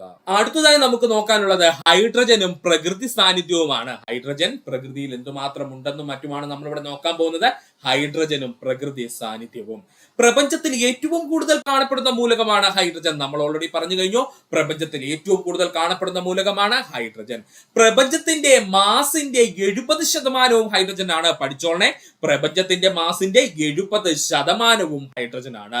സൂര്യന്റെ അന്തരീക്ഷത്തിൽ ഏറ്റവും കൂടുതൽ കാണപ്പെടുന്ന മൂലകം ഹൈഡ്രജൻ. തെറ്റിപ്പോവല്ലേ, സൂര്യന്റെ അന്തരീക്ഷം അല്ലെങ്കിൽ സൗരാന്തരീക്ഷത്തിൽ ഏറ്റവും കൂടുതൽ കാണപ്പെടുന്ന മൂലകം ചോദിച്ചാല് ഹൈഡ്രജൻ. നമ്മൾ കൊറോണ എന്നൊക്കെ പറയൂലേ, സൂര്യന്റെ പല പല അന്തരീക്ഷം ഉണ്ടെന്ന് പറയൂലേ, അല്ലെങ്കിൽ പല പല പാളികൾ ഉണ്ടെന്ന് പറയൂലേ. ഈ പാളികളിലെല്ലാം കൂടുതലായിട്ട് കാണപ്പെടുന്ന മൂലകം ഏതാ സുഹൃത്തുക്കളെ? ഹൈഡ്രജൻ ആണ്. അപ്പോൾ സൂര്യന്റെ അന്തരീക്ഷത്തിൽ അല്ലെങ്കിൽ സൗരാന്തരീക്ഷത്തിൽ ഏറ്റവും കൂടുതൽ കാണപ്പെടുന്ന മൂലകം ചോദിച്ചാൽ അത് ഹൈഡ്രജൻ ആണ്. വളരെ വലിയ ഗ്രഹങ്ങളായ വ്യാഴത്തിലും ശനിയിലും കൂടുതലായി കാണപ്പെടുന്ന മൂലകം ഹൈഡ്രജൻ ആണ്. പഠിച്ചോളണേ, വളരെ വലിയ ഗ്രഹങ്ങളായിട്ടുള്ള അല്ലെങ്കിൽ ഗ്യാസ് ജെയിൻസ് ആയിട്ടുള്ള വ്യാഴത്തിലും ശനിയിലും കൂടുതലായി കാണപ്പെടുന്ന മൂലകമാരാണ്? ഹൈഡ്രജൻ ആണ്. ഒന്നുകൂടി പറയാം സുഹൃത്തുക്കളെ, ഹൈഡ്രജനും പ്രകൃതി സാന്നിധ്യവുമാണ് നമ്മൾ പറഞ്ഞത്. പ്രപഞ്ചത്തിൽ ഏറ്റവും കൂടുതൽ കാണപ്പെടുന്ന മൂലകമാണ് ഹൈഡ്രജൻ. പ്രപഞ്ചത്തിന്റെ മാസിന്റെ 70% ആരാണ്? ഹൈഡ്രജൻ ആണ്. അതുപോലെ സൂര്യന്റെ അന്തരീക്ഷത്തിൽ അല്ലെങ്കിൽ സൗരാന്തരീക്ഷത്തിൽ ഏറ്റവും കൂടുതൽ കാണപ്പെടുന്ന മൂലകം ഹൈഡ്രജൻ ആണ്. വളരെ വലിയ ഗ്രഹങ്ങളായ വ്യാഴത്തിലും ശനിയിലും കൂടുതലായി കാണപ്പെടുന്ന മൂലകം ഹൈഡ്രജൻ ആണ്. പഠിക്കുക. ഭൗമ അന്തരീക്ഷത്തിൽ ഹൈഡ്രജന്റെ സാന്നിധ്യം വളരെ കുറവാണ്. എന്നാൽ ഭൂമിയുടെ അന്തരീക്ഷം അഥവാ ഭൗമാന്തരീക്ഷത്തില് ഹൈഡ്രജന്റെ സാന്നിധ്യം വളരെ കുറവാണ്. നമ്മുടെ ഭൂമിയിലെ അന്തരീക്ഷത്തിൽ ഹൈഡ്രജൻ എത്രയാ സുഹൃത്തുക്കളെ ഉള്ളത്? 0.53% മാത്രമാണ്. പഠിച്ചോളണേ, ഭൗമാന്തരീക്ഷത്തിൽ അല്ലെങ്കിൽ ഭൂമിയുടെ അന്തരീക്ഷത്തില് ഹൈഡ്രജന്റെ സാന്നിധ്യം വളരെ കുറവാണ്. അത് എത്ര ശതമാനം മാത്രമേ ഉള്ളൂ? 0.53% മാത്രമേ ഉള്ളൂ. ആര്? നമ്മുടെ ഹൈഡ്രജൻ. സംയുക്ത അവസ്ഥയിൽ ഭൂവൽക്കത്തിലും സമുദ്രങ്ങളിലും ഹൈഡ്രജൻ 15.4% കാണപ്പെടുന്നു. പഠിച്ചോളണേ, നമ്മുടെ ടെക്സ്റ്റ് ബുക്കിലുള്ള വാല്യൂസ് ആണ് ഇതൊക്കെ. പഠിച്ചോളണേ, സംയുക്ത അവസ്ഥയിലെ ഭൂവൽക്കത്തിലും സമുദ്രങ്ങളിലും ഹൈഡ്രജൻ 15.4% കാണപ്പെടുന്നു. സസ്യങ്ങളുടെയും മൃഗങ്ങളുടെയും കലകളിലും കാർബോഹൈഡ്രേറ്റുകളിലും പ്രോട്ടീനുകളിലും ഹൈഡ്രോ കാർബൺ ഉൾപ്പെടെയുള്ള ഹൈഡ്രേറ്റുകളിലും സംയുക്ത അവസ്ഥയിൽ ഹൈഡ്രജൻ കാണപ്പെടുന്നു. പഠിച്ചോളണേ. അടുത്തതായി നമുക്ക് പഠിക്കുവാനുള്ളതാണ് ഹൈഡ്രജന്റെ ഐസോടോപ്പുകൾ. ഐസോടോപ്പുകൾ എന്തെന്നുള്ളത് നമുക്ക് വിശദമായിട്ടൊരു ക്ലാസ്സിൽ പറയാം. ഇപ്പൊ സുഹൃത്തുക്കൾ കേട്ടിരിക്കുക, ഹൈഡ്രജന്റെ ഐസോടോപ്പുകൾ. ഏറ്റവും കൂടുതൽ PSC പ്രീവിയസ് ആയി ചോദിക്കുന്ന ഹൈഡ്രജന്റെ മേഖലയാണ് ഹൈഡ്രജന്റെ ഐസോടോപ്പുകൾ. അതുകൊണ്ട് നമുക്ക് പഠിക്കാനുണ്ട്, ഇമ്പോർട്ടന്റ് ആണ്. നമുക്ക് നോക്കാം ഹൈഡ്രജന്റെ ഐസോടോപ്പുകൾ. ഹൈഡ്രജന് പ്രധാനമായും 3 ഐസോടോപ്പുകൾ ഉണ്ട്. അങ്ങ് പഠിച്ചോളണേ, ഹൈഡ്രജന്റെ ഐസോടോപ്പുകളുടെ എണ്ണം PSC പ്രീവിയസ് ആയി ചോദിച്ചതാണ്. എത്രയാ സുഹൃത്തുക്കളെ? 3 എണ്ണം. അപ്പോ ഹൈഡ്രജന് പ്രധാനമായിട്ടും എത്ര ഐസോടോപ്പുകൾ ഉണ്ട് സുഹൃത്തുക്കളെ? 3 ഐസോടോപ്പുകൾ ഉണ്ട്. അവന്മാർ ആരൊക്കെയാ സുഹൃത്തുക്കളെ? Protium, deuterium, tritium. Protium, deuterium, tritium. ഇങ്ങനെ 3 ഐസോടോപ്പുകളാണ് ആർക്കുള്ളത്? നമ്മുടെ ഹൈഡ്രജനുള്ളത്. ഒന്നുകൂടി പറയാം, ഹൈഡ്രജന്റെ ഐസോടോപ്പുകളുടെ എണ്ണം എത്രയാണ്? 3 ആണ്. അവ ആരൊക്കെയാണ്? പ്രോട്ടിയം, ഡ്യൂട്ടീരിയം, ട്രിഷിയം എന്നിവയാണ്. പഠിക്കുക. അടുത്തതായി നമുക്ക് പഠിക്കാനുള്ളതാണ് ഹൈഡ്രജന്റെ ഉപയോഗങ്ങൾ. ഇതും PSCയുടെ സ്ഥിരം ചോദ്യ മേഖലയാണ്. ഹൈഡ്രജന്റെ ഉപയോഗങ്ങൾ. അമോണിയയുടെ ഉൽപാദനത്തിന് അത്യന്താപേക്ഷിതമായ പദാർത്ഥം ഹൈഡ്രജൻ. നമ്മൾ ഓൾറെഡി പറഞ്ഞു കഴിഞ്ഞു, അമോണിയയുടെ ഉൽപാദനത്തിന് അത്യന്താപേക്ഷിതമായിട്ടുള്ള പദാർത്ഥമാണ് ഹൈഡ്രജൻ. നൈട്രിക് ആസിഡ്, നൈട്രജൻ അടങ്ങിയ വളങ്ങളുടെ ഉൽപാദനത്തിന് ഹൈഡ്രജൻ ഉപയോഗിക്കുന്നു. നൈട്രിക് ആസിഡിന്റെ ഉൽപാദനം, അതായത് നമ്മുടെ HNO3 എന്ന് പറയുന്ന നൈട്രിക് ആസിഡ്, അതുപോലെ തന്നെ നൈട്രജൻ അടങ്ങിയ വളങ്ങളുടെ ഉൽപാദനത്തിനും ആരുപയോഗിക്കുന്നുണ്ട്? ഹൈഡ്രജൻ ഉപയോഗിക്കുന്നുണ്ട്. സോയാബീൻ, പരുത്തി വിത്തുകൾ തുടങ്ങിയവയിൽ നിന്നും ഉൽപ്പാദിപ്പിക്കുന്ന സസ്യ എണ്ണകളിൽ നിന്നും വനസ്പതി ഉൽപ്പാദിപ്പിക്കുന്നതിന് ഹൈഡ്രജൻ ഉപയോഗിക്കുന്നുണ്ട്. ഇത് നമ്മൾ ഒന്നുകൂടെ എടുത്തു പറഞ്ഞതിന്റെ കാര്യം, ചിലപ്പോൾ PSC ഇങ്ങനെ കുരുക്കാൻ ചോദിക്കും. സോയാബീൻ, പരുത്തി വിത്തുകൾ എന്നിവയിൽ നിന്ന് ഉൽപ്പാദിപ്പിക്കുന്ന സസ്യ എണ്ണകളിൽ നിന്നും വനസ്പതി ഉൽപ്പാദിപ്പിക്കാൻ ഉപയോഗിക്കുന്ന വാതകം ഏതെന്നായിരിക്കും ചോദിക്കുന്നത്. അപ്പോൾ നമുക്ക് അവിടെ ഇരുന്ന് ബൾബ് കത്തും. അതുകൊണ്ട് പ്രശ്നമുണ്ടാവരുത്. അതും ആര് തന്നെയാണ്? ഹൈഡ്രജൻ തന്നെയാണ്. വനസ്പതി ഉൽപാദനമാണോ, അതിൽ ആര് വേണം? ഹൈഡ്രജൻ വേണം. മെഥനോളിന്റെ നിർമ്മാണത്തിന് ഉപയോഗിക്കുന്ന പദാർത്ഥമാണ് ഹൈഡ്രജൻ. നമ്മൾ ഓൾറെഡി പറഞ്ഞു കഴിഞ്ഞു, മെഥനോളിന്റെ നിർമ്മാണത്തിന് ഉപയോഗിക്കുന്ന പദാർത്ഥമാണ് ഹൈഡ്രജൻ.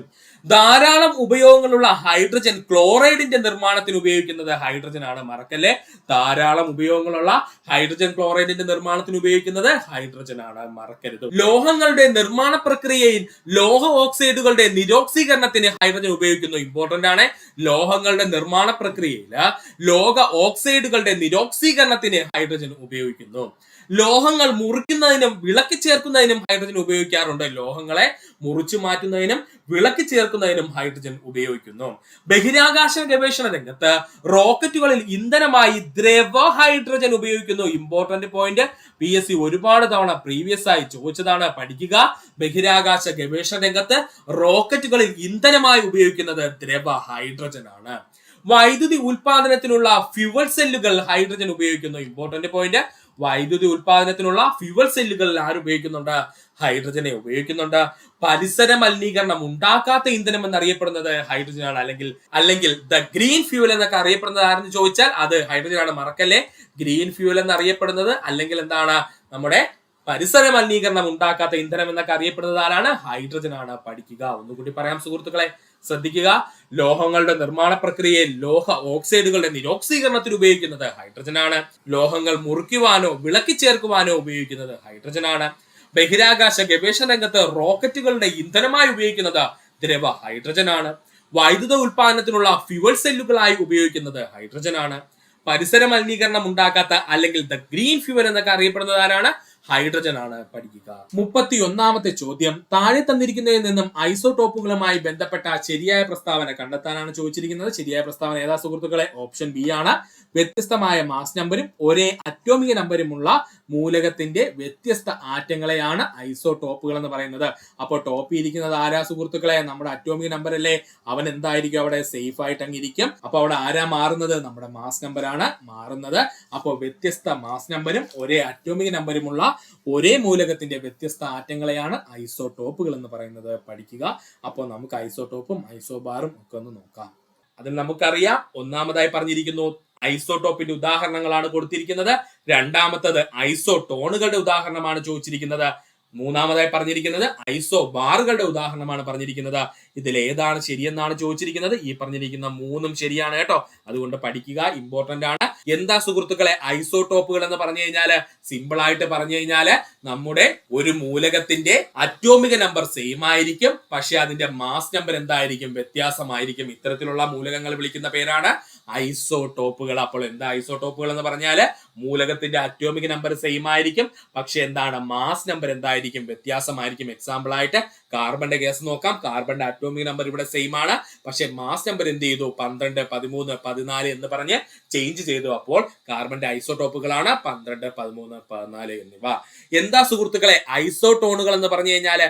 ഐസോടോണുകൾ എന്ന് പറഞ്ഞാൽ ഒന്നുമില്ല, രണ്ട് മൂലകങ്ങളായിരിക്കും, പക്ഷെ അവരുടെ ന്യൂട്രോണുകളുടെ എണ്ണം എങ്ങനെയായിരിക്കും? സെയിം ആയിരിക്കും. അവരുടെ ന്യൂട്രോണുകളുടെ എണ്ണം എന്തായിരിക്കും? സെയിം ആയിരിക്കും. അപ്പോ ന്യൂട്രോണുകളുടെ എണ്ണം സെയിം ആയിട്ടുള്ളത്, അല്ലെങ്കിൽ തുല്യമായിട്ടുള്ളതിനെ നമ്മൾ വിളിക്കുന്ന പേരാണ് ഐസോടോണുകൾ. എക്സാമ്പിൾ ആയിട്ട് നമ്മൾ പറഞ്ഞത് നൈട്രജനും കാർബണും കേട്ടോ.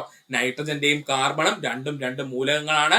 അവന്മാരുടെ അറ്റോമിക നമ്പർ വ്യത്യാസമാണ്, മാസ് നമ്പർ വ്യത്യാസമാണ്. എന്നാൽ അവന്മാരുടെ ന്യൂട്രോണുകളുടെ എണ്ണം പക്ഷെ എന്താണ്? തുല്യമാണ്.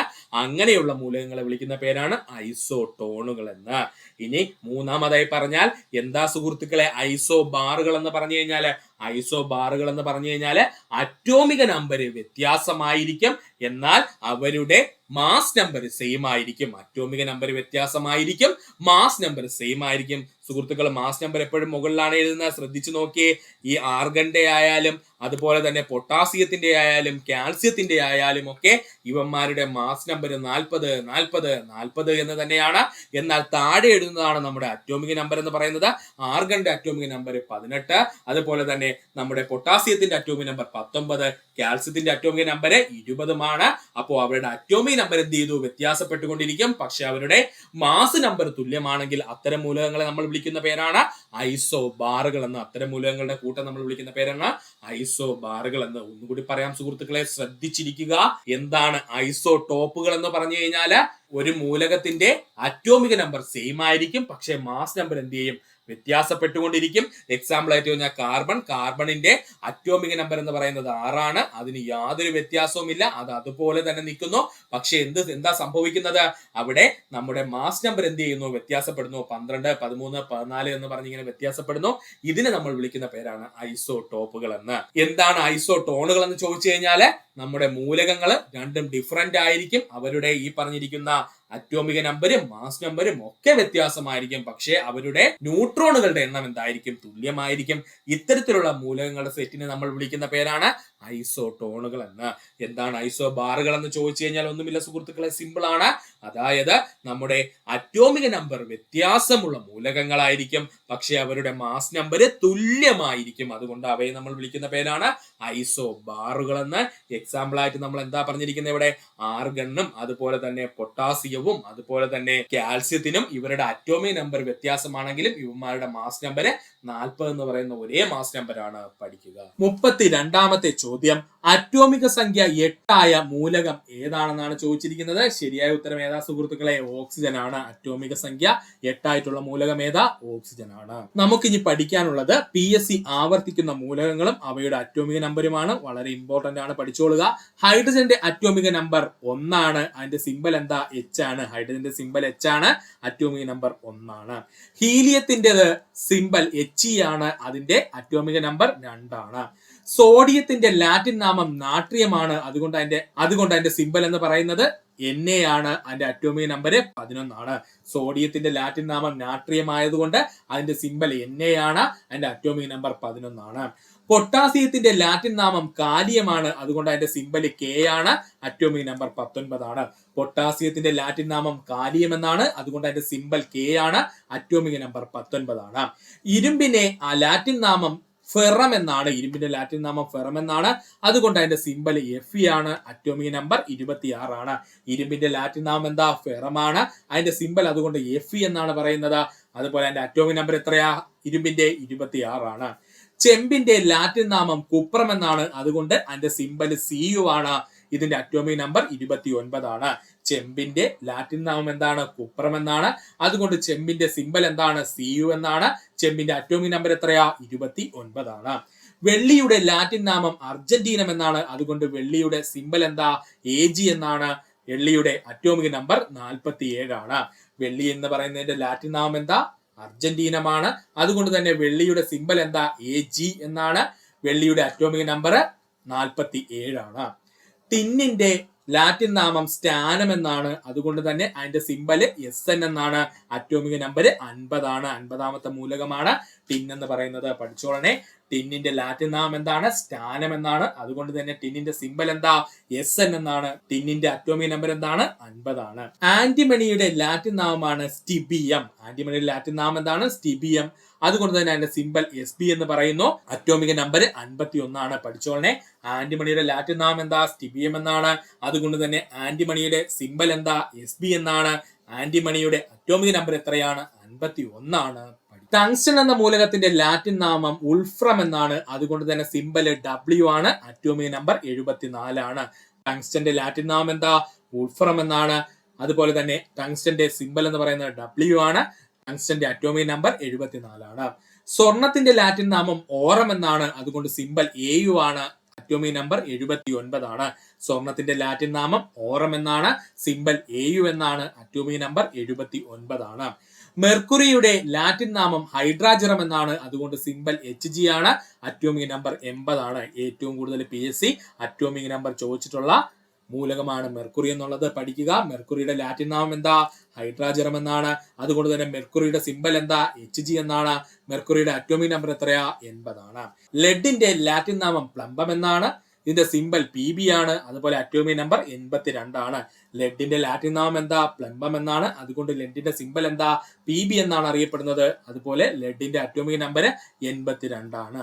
കാർബണിന്റെ സിമ്പൽ C എന്നാണ്. അറ്റോമിക് നമ്പർ 6 ആണ്. കാർബണിന്റെ സിമ്പൽ C ആണ്. അറ്റോമിക് നമ്പർ 6 ആണ്. നൈട്രജന്റെ സിമ്പൽ N ആണ്. അറ്റോമിക് നമ്പർ 7 ആണ്. നൈട്രജന്റെ സിമ്പൽ N ആണ്. അറ്റോമിക് നമ്പർ 7 ആണ്. ഓക്സിജന്റെ സിമ്പൽ O ആണ്. അറ്റോമിക് നമ്പർ 8 ആണ്. ഓക്സിജന്റെ സിമ്പൽ O ആണ്. അറ്റോമിക് നമ്പർ 8 ആണ്. ഫോസ്ഫറസിന്റെ സിമ്പൽ P ആണ്. അറ്റോമിക് നമ്പർ 15 ആണ്. ഫോസ്ഫറസിന്റെ സിമ്പല് P ആണ്. അറ്റോമിക് നമ്പർ 15 ആണ്. ക്ലോറിന്റെ സിമ്പല് Cl ആണ്. അറ്റോമിക് നമ്പർ 17 ആണ്. ക്ലോറിന്റെ സിമ്പൽ Cl ആണ്. അറ്റോമിക് നമ്പർ 17 ആണ്. ഇത്രയെങ്കിലും സുഹൃത്തുക്കള് പഠിച്ചു വെക്കുക. ടൈറ്റാനിയത്തിന്റെ സിമ്പൽ Ti ആണ്. അറ്റോമിക് നമ്പർ 22 ആണ്. ടൈറ്റാനിയത്തിന്റെ സിമ്പൽ Ti ആണ്. അറ്റോമിക് നമ്പർ 22 ആണ്. യുറേനിയത്തിന്റെ സിമ്പൽ U ആണ്. അറ്റോമിക് നമ്പർ 92 ആണ്. പഠിച്ചോളനെ. യുറേനിയത്തിന്റെ സിമ്പൽ എന്താണ്? U ആണ്. അറ്റോമിക് നമ്പർ 92 ആണ്. ഐൻസ്റ്റീനിയത്തിന്റെ സിമ്പൽ ES ആണ്. അറ്റോമിക് നമ്പർ 99 ആണ്. ഐൻസ്റ്റീനിയത്തിന്റെ സിമ്പല് ES ആണ്. അറ്റോമിക് നമ്പർ 99 ആണ്. ഫെർമിയത്തിന്റെ സിമ്പൽ FM ആണ്. അറ്റോമിക് നമ്പർ 100 ആണ്. 100ാമത്തെ മൂലകമാണ് ഫെർമിയം എന്ന് പറയുന്നത്. ഫെർമിയത്തിന്റെ സിമ്പൽ എന്താ? FM ആണ്. അറ്റോമിക് നമ്പർ 100 ആണ്. മെന്റലീയത്തിന്റെ സിമ്പൽ നമ്പർ MD ആണ്. അറ്റോമിക് നമ്പർ 101 ആണ്. മെന്റലീയത്തിന്റെ സിമ്പൽ എന്താ? MD ആണ്. അറ്റോമിക് നമ്പർ 101 ആണ്.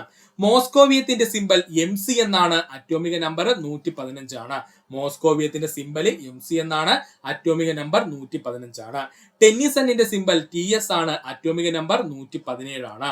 ടെന്നിസണിന്റെ സിമ്പൽ TS ആണ്. അറ്റോമിക് നമ്പർ 117 ആണ്. ഓഗനസ്റ്റോണിന്റെ സിമ്പൽ OG ആണ്. അറ്റോമിക് നമ്പർ 118 ആണ്. ഓഗനസ്റ്റോണിന്റെ സിമ്പൽ OG ആണ്. അറ്റോമിക് നമ്പർ എത്രയാ? 118 ആണ്. പഠിക്കുക. പീരിയോഡിക് ടേബിളിലെ ആദ്യത്തെ മൂലകം ഹൈഡ്രജൻ. പീരിയോഡിക് ടേബിളിലെ ആദ്യത്തെ മൂലകം ആരാ? ഹൈഡ്രജൻ ആണ്. പീരിയോഡിക് ടേബിളിലെ അവസാന മൂലകം ഓഗനസ്റ്റോൺ. പീരിയോഡിക് ടേബിളിലെ അവസാന മൂലകം ആരാ? ഓഗനസ്റ്റോൺ ആണ്. പീരിയോഡിക് ടേബിളിലെ 50ാമത്തെ മൂലകം ടിൻ ആണ്. പീരിയോഡിക് ടേബിളിലെ 50ാമത്തെ മൂലകം ടിൻ ആണ്. പീരിയോഡിക് ടേബിളിലെ 100ാമത്തെ മൂലകം ഫെർമിയം ആണ്. പീരിയോഡിക് ടേബിളിലെ 100ാമത്തെ മൂലകം എന്നറിയപ്പെടുന്നത് ഫെർമിയം ആണ്. ഭൂമിയുടെ പേരിൽ അറിയപ്പെടുന്ന മൂലകം ടെലൂറിയം. ഭൂമിയുടെ പേരിൽ അറിയപ്പെടുന്ന മൂലകം ടെലൂറിയം. ചന്ദ്രന്റെ പേരിൽ അറിയപ്പെടുന്ന മൂലകം സെലിനിയം. ചന്ദ്രന്റെ പേരിൽ അറിയപ്പെടുന്ന മൂലകം സെലിനിയം. സൂര്യന്റെ പേരിൽ അറിയപ്പെടുന്ന മൂലകം ഹീലിയം. സൂര്യന്റെ പേരിൽ അറിയപ്പെടുന്ന മൂലകം ഹീലിയമാണ്. ആദ്യത്തെ കൃത്രിമ മൂലകം ടെക്നീഷ്യം. ആദ്യത്തെ കൃത്രിമ മൂലകം ഏതാണ്? ടെക്നീഷ്യമാണ്. പഠിക്കുക. ഗ്രീക്ക് പുരാണങ്ങളിൽ നിന്നും പേര് ലഭിച്ച മൂലകങ്ങളാണ് ടൈറ്റാനിയവും അതുപോലെ പ്രൊമിത്തിയവും. പഠിച്ചോളനെ. ഇമ്പോർട്ടന്റ് ആണ്. ഗ്രീക്ക് പുരാണങ്ങളിൽ നിന്നും പേര് ലഭിച്ച മൂലകങ്ങളാണ് ടൈറ്റാനിയവും പ്രൊമിത്തിയവും. അറ്റോമിക് നമ്പർ 92 ശേഷം വരുന്ന മൂലകങ്ങൾ അറിയപ്പെടുന്ന പേരാണ് കൃത്രിമ മൂലകങ്ങൾ. പഠിച്ചോളനെ. അറ്റോമിക് നമ്പർ 92 ശേഷം വരുന്ന മൂലകങ്ങളാണ് കൃത്രിമ മൂലകങ്ങൾ എന്ന് അറിയപ്പെടുന്നത്. 92 അറ്റോമിക് നമ്പറുള്ള മൂലകം ഏതാ? യുറേനിയമാണ്. അതുകൊണ്ട് തന്നെ യുറേനിയത്തിന് ശേഷം വരുന്ന മൂലകങ്ങളെല്ലാം കൃത്രിമ മൂലകങ്ങളാണ്. ട്രാൻസ് യുറാനിക് മൂലകങ്ങൾ എന്നറിയപ്പെടുന്നത് കൃത്രിമ മൂലകങ്ങളാണ്. ട്രാൻസ് യുറാനിക് മൂലകങ്ങൾ എന്നറിയപ്പെടുന്നത് കൃത്രിമ മൂലകങ്ങളാണ്. ഏഷ്യൻ രാജ്യം ആദ്യമായി കണ്ടെത്തിയ മൂലകം നിഹോണിയം. ആരാ കണ്ടെത്തിയത്? ജപ്പാനാണ് കേട്ടോ. പഠിച്ചോളണേ. ഏഷ്യൻ രാജ്യം ആദ്യമായി കണ്ടെത്തിയ മൂലകം ഏതാണ്? നിഹോണിയമാണ്. ഇത് കണ്ടെത്തിയ രാജ്യം ഏതാ? ജപ്പാനാണ്. ഐക്യരാഷ്ട്ര സംഘടന അന്താരാഷ്ട്ര ആവർത്തന പട്ടിക വർഷമായി ആചരിച്ചത് 2019. മെന്റലിയഫ് ആവർത്തന പട്ടികയിലെ 180ാം വാർഷികം തികഞ്ഞത് 2019 മെന്റലിയഫിന്റെ ആവർത്തന പട്ടികയുടെ 180ാം വാർഷികം തികഞ്ഞത് 2019 അതുകൂടെ പഠിച്ചു വെക്കുക. നിർമ്മാണ വേളയിൽ ചൂടായ അവസ്ഥയിൽ മൃദുവായിരിക്കുകയും എന്നാൽ തണുപ്പിക്കുമ്പോൾ സ്ഥിരമായി ദൃഢമാവുകയും ചെയ്യുന്ന പ്ലാസ്റ്റിക്കുകളാണ് തെർമോസെറ്റിംഗ് പ്ലാസ്റ്റിക്കുകൾ എന്നറിയപ്പെടുന്നത്. കണ്ടോ വാക്കിനകത്ത് സെറ്റിംഗ് എന്ന് കാണുന്നത്? സെറ്റായവ ഇരിക്കും കേട്ടോ. ഓർക്കണം. നിർമ്മാണ വേളയിൽ ചൂടായ അവസ്ഥയിൽ മൃദുവായിരിക്കുകയും എന്നാൽ തണുപ്പിക്കുമ്പോൾ സ്ഥിരമായി ദൃഢമാവുകയും ചെയ്യുന്ന പ്ലാസ്റ്റിക്കാണ് തെർമോസെറ്റിംഗ് പ്ലാസ്റ്റിക്കുകൾ എന്ന് അറിയപ്പെടുന്നത്. ചൂടാകുമ്പോൾ രാസമാറ്റം അഥവാ കെമിക്കൽ ചേഞ്ച് സംഭവിക്കുന്ന പ്ലാസ്റ്റിക്കുകളാണ് തെർമോസെറ്റിംഗ് പ്ലാസ്റ്റിക്കുകൾ എന്നറിയപ്പെടുന്നത്. ചൂടാക്കുമ്പോൾ രാസമാറ്റം സംഭവിക്കുന്ന പ്ലാസ്റ്റിക്കുകളാണ് തെർമോസെറ്റിംഗ് പ്ലാസ്റ്റിക്കുകൾ. ചൂടാക്കുമ്പോൾ ഭൗതിക മാറ്റം, അതായത് ഫിസിക്കൽ സ്റ്റേറ്റ് മാത്രം വ്യത്യാസം സംഭവിക്കുന്ന പ്ലാസ്റ്റിക്കുകളാണ് തെർമോ പ്ലാസ്റ്റിക്കുകൾ എന്നറിയപ്പെടുന്നത്. ചൂടാക്കുമ്പോൾ ഭൗതിക മാറ്റം, അതായത് ഫിസിക്കൽ സ്റ്റേറ്റിൽ മാത്രം മാറ്റം സംഭവിക്കുന്ന പ്ലാസ്റ്റിക്കുകൾ അറിയപ്പെടുന്ന പേരാണ് തെർമോ പ്ലാസ്റ്റിക് എന്ന്. വീണ്ടും ഉപയോഗിക്കാൻ കഴിയുന്ന പ്ലാസ്റ്റിക് എന്നറിയപ്പെടുന്നത് തെർമോ പ്ലാസ്റ്റിക് ആണ്. അതായത് റീസൈക്കിൾ ചെയ്ത് നമുക്ക് ഉപയോഗിക്കാൻ കഴിയുന്ന പ്ലാസ്റ്റിക് എന്നറിയപ്പെടുന്നത് തെർമോ പ്ലാസ്റ്റിക്കുകളാണ്. പുനരുപയോഗിക്കാൻ കഴിയാത്ത പ്ലാസ്റ്റിക് എന്നറിയപ്പെടുന്നത് തെർമോസെറ്റിംഗ് പ്ലാസ്റ്റിക് ആണ്. ഓർക്കുക, പുനരുപയോഗിക്കാൻ കഴിയാത്ത പ്ലാസ്റ്റിക് എന്നറിയപ്പെടുന്നത് ഏതാ? തെർമോസെറ്റിംഗ് പ്ലാസ്റ്റിക് ആണ്. ഇനി നമുക്ക് നോക്കുവാനുള്ളത് തെർമോ പ്ലാസ്റ്റിക്കുകൾക്ക് ഉദാഹരണമാണ് നമ്മൾ ഇനി നോക്കാൻ പോകുന്നത്. ശ്രദ്ധിക്കുക, തെർമോ പ്ലാസ്റ്റിക്കുകൾക്ക് ഉദാഹരണം പോളി എഥിലീൻ, പോളിവിനൈൽ ക്ലോറൈഡ് അഥവാ PVC, nylon, acrylonitrile butadiene, styrene polycarbonate. ഓർത്തോളണേ, തെർമോ പ്ലാസ്റ്റിക്കുകൾക്ക് ഉദാഹരണം ചോദിച്ചാൽ പോളി എഥിലീൻ, പോളിവിനൈൽ ക്ലോറൈഡ് അഥവാ PVC, nylon, acrylonitrile butadiene, styrene, അതുപോലെ പോളി കാർബണേറ്റ്. ഇത്രയും തെർമോ പ്ലാസ്റ്റിക്കിന് ഉദാഹരണമാണ്. ഇനി തെർമോ സെറ്റിംഗ് പ്ലാസ്റ്റിക്കുകൾക്ക് ഉദാഹരണം ചോദിച്ചു കഴിഞ്ഞാൽ ശ്രദ്ധിച്ചോളണം. തെർമോ സെറ്റിംഗ് പ്ലാസ്റ്റിക്കുകൾക്ക് ഉദാഹരണം ചോദിച്ചു കഴിഞ്ഞാൽ bakelite, polyester, melamine, formaldehyde, urea, formaldehyde, epoxy റെസിനുകൾ, പോളി യൂറിത്തേൻ. ഓർക്കണേ, തെർമോ സെറ്റിംഗ് പ്ലാസ്റ്റിക്കുകൾക്ക് ഉദാഹരണം ചോദിച്ചു കഴിഞ്ഞാൽ ബേക്കലൈറ്റ്, പോളിയസ്റ്റർ, അതുപോലെ melamine, formaldehyde, urea, formaldehyde, epoxy റെസിനുകള്, പോളി യൂറിത്തേൻ എന്നിവയാണ്. എട്ടാമത്തെ ചോദ്യം, താഴെ പറയുന്നവയിൽ ഷെല്ലുകളുമായി ബന്ധപ്പെട്ട ശരിയായ പ്രസ്താവന ഏതൊക്കെ? താഴെ പറയുന്നവയിൽ ഷെല്ലുകളുമായി ബന്ധപ്പെട്ട ശരിയായ പ്രസ്താവന ഏതൊക്കെ എന്നാണ് ചോദിച്ചിരിക്കുന്നത്. നമുക്ക് നോക്കാം. ഓപ്ഷൻ എ, ഊർജ്ജനില കൂടി വരുന്ന ക്രമത്തിലാണ് ഷെല്ലുകളിൽ ഇലക്ട്രോണുകൾ നിറയുന്നത്. ഓപ്ഷൻ ബി, ന്യൂക്ലിയസിൽ നിന്നും അകലം കൂടുന്നതിനനുസരിച്ച് ഷെല്ലുകളുടെ ഇലക്ട്രോണുകളുടെ ഊർജം കൂടി വരുന്നു. ഓപ്ഷൻ സി, KLMN എന്നിങ്ങനെയാണ് ഷെല്ലുകൾ നാമകരണം ചെയ്തിരിക്കുന്നത്. ഓപ്ഷൻ ഡി, K ഷെല്ലിൽ ഒഴികെയുള്ള എല്ലാ ഷെല്ലുകളിലും ഒന്നിലധികം സബ് ഷെല്ലുകൾ ഉണ്ട്. ഇതിൽ ഏതാണ് ശരിയെന്ന് ചോദിച്ചാൽ താഴെ പറഞ്ഞിരിക്കുന്ന എല്ലാം ശരി തന്നെയാണ് കേട്ടോ, പഠിച്ചോളണേ. അപ്പോൾ നമുക്ക് നോക്കാം. ഊർജ്ജനില കൂടി വരുന്ന ക്രമത്തിലാണ് ഷെല്ലുകളിൽ ഇലക്ട്രോണുകൾ നിറയുന്നത്. ഊർജ്ജനില കൂടി വരുന്ന ക്രമത്തിലാണ് ഷെല്ലുകളിലെ ഇലക്ട്രോണുകൾ നിറയുന്നത്.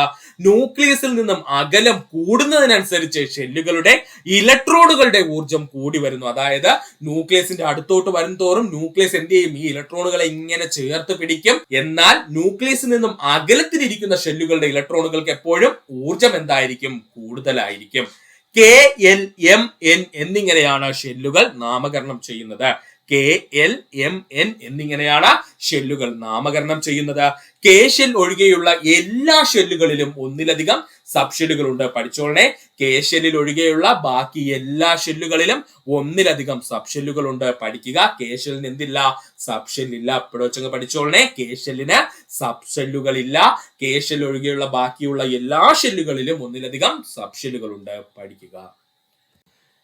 നമ്മുടെ ഒൻപതാമത്തെ ചോദ്യം, താഴെ പറയുന്നവയിൽ ഇലക്ട്രോപ്ലേറ്റിംഗുമായി ബന്ധപ്പെട്ട ശരിയായ പ്രസ്താവന ഏതാണ്? താഴെ പറയുന്നവയിലെ ഇലക്ട്രോപ്ലേറ്റിംഗുമായി ബന്ധപ്പെട്ട ശരിയായ പ്രസ്താവന ഏതാണെന്നാണ് ചോദിച്ചിരിക്കുന്നത്. ഓപ്ഷൻ എ, വൈദ്യുത വിശ്ലേഷണം വഴി ഒരു ലോഹത്തിന്മേൽ മറ്റൊരു ലോഹം ആവരണം ചെയ്തെടുക്കുന്ന രീതി അറിയപ്പെടുന്ന പേരാണ് ഇലക്ട്രോപ്ലേറ്റിംഗ്. ഓപ്ഷൻ ബി, ലോഹനാശം തടയുന്നതിനാണ് ഇലക്ട്രോപ്ലേറ്റിംഗ് ചെയ്യുന്നത്. ഓപ്ഷൻ സി, ആവരണം ചെയ്യപ്പെടേണ്ട ലോഹത്തിന്റെ ലവണലായനി ആയിരിക്കണം ഇലക്ട്രോപ്ലേറ്റിംഗിൽ ഇലക്ട്രോലൈറ്റായി ഉപയോഗിക്കേണ്ടത്.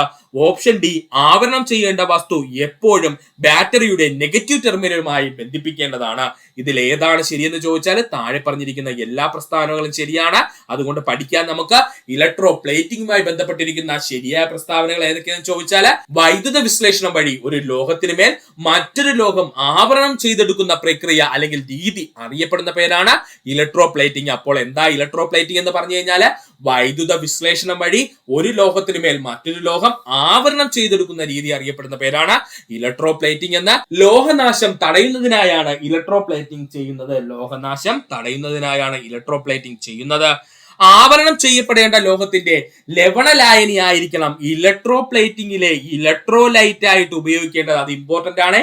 ആവരണം ചെയ്യപ്പെടേണ്ട ലോഹത്തിന്റെ ലവണ ലായനി ആയിരിക്കണം ഇലക്ട്രോപ്ലേറ്റിംഗിലെ ഇലക്ട്രോലൈറ്റ് ആയിട്ട് ഉപയോഗിക്കേണ്ടത്.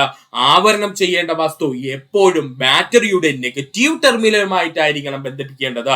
ആവരണം ചെയ്യേണ്ട വസ്തു എപ്പോഴും ബാറ്ററിയുടെ നെഗറ്റീവ് ടെർമിനലുമായിട്ടായിരിക്കണം ബന്ധിപ്പിക്കേണ്ടത്. പഠിക്കുക. വായുകുമിളകൾ താഴെ നിന്നും ജലത്തിന്റെ ഉപരിതലത്തിലേക്ക് നീങ്ങുമ്പോൾ വികസിക്കുന്നു. ഇത് ഏതിന് ഉദാഹരണമാണ്? നമുക്ക് എല്ലാവർക്കും അറിയാം, ബോയിൽ നിയമത്തിന് ഉദാഹരണമാണ്. വായുകുമിളകൾ താഴെ നിന്നും ജലത്തിന്റെ ഉപരിതലത്തിലേക്ക് നീങ്ങുമ്പോൾ വികസിക്കുന്നു. ഇത് ഏതിന് ഉദാഹരണമാണ്? ബോയിൽ നിയമം. സ്ഥിര താപനിലയിൽ നിശ്ചിത അളവ് വാതകത്തിന്റെ വ്യാപ്തം ബാഹ്യമർദ്ദത്തിന് വിപരീത അനുപാതത്തിലായിരിക്കും. ഇതാണ് ബോയിൽ നിയമം എന്ന് പറയുന്നത്.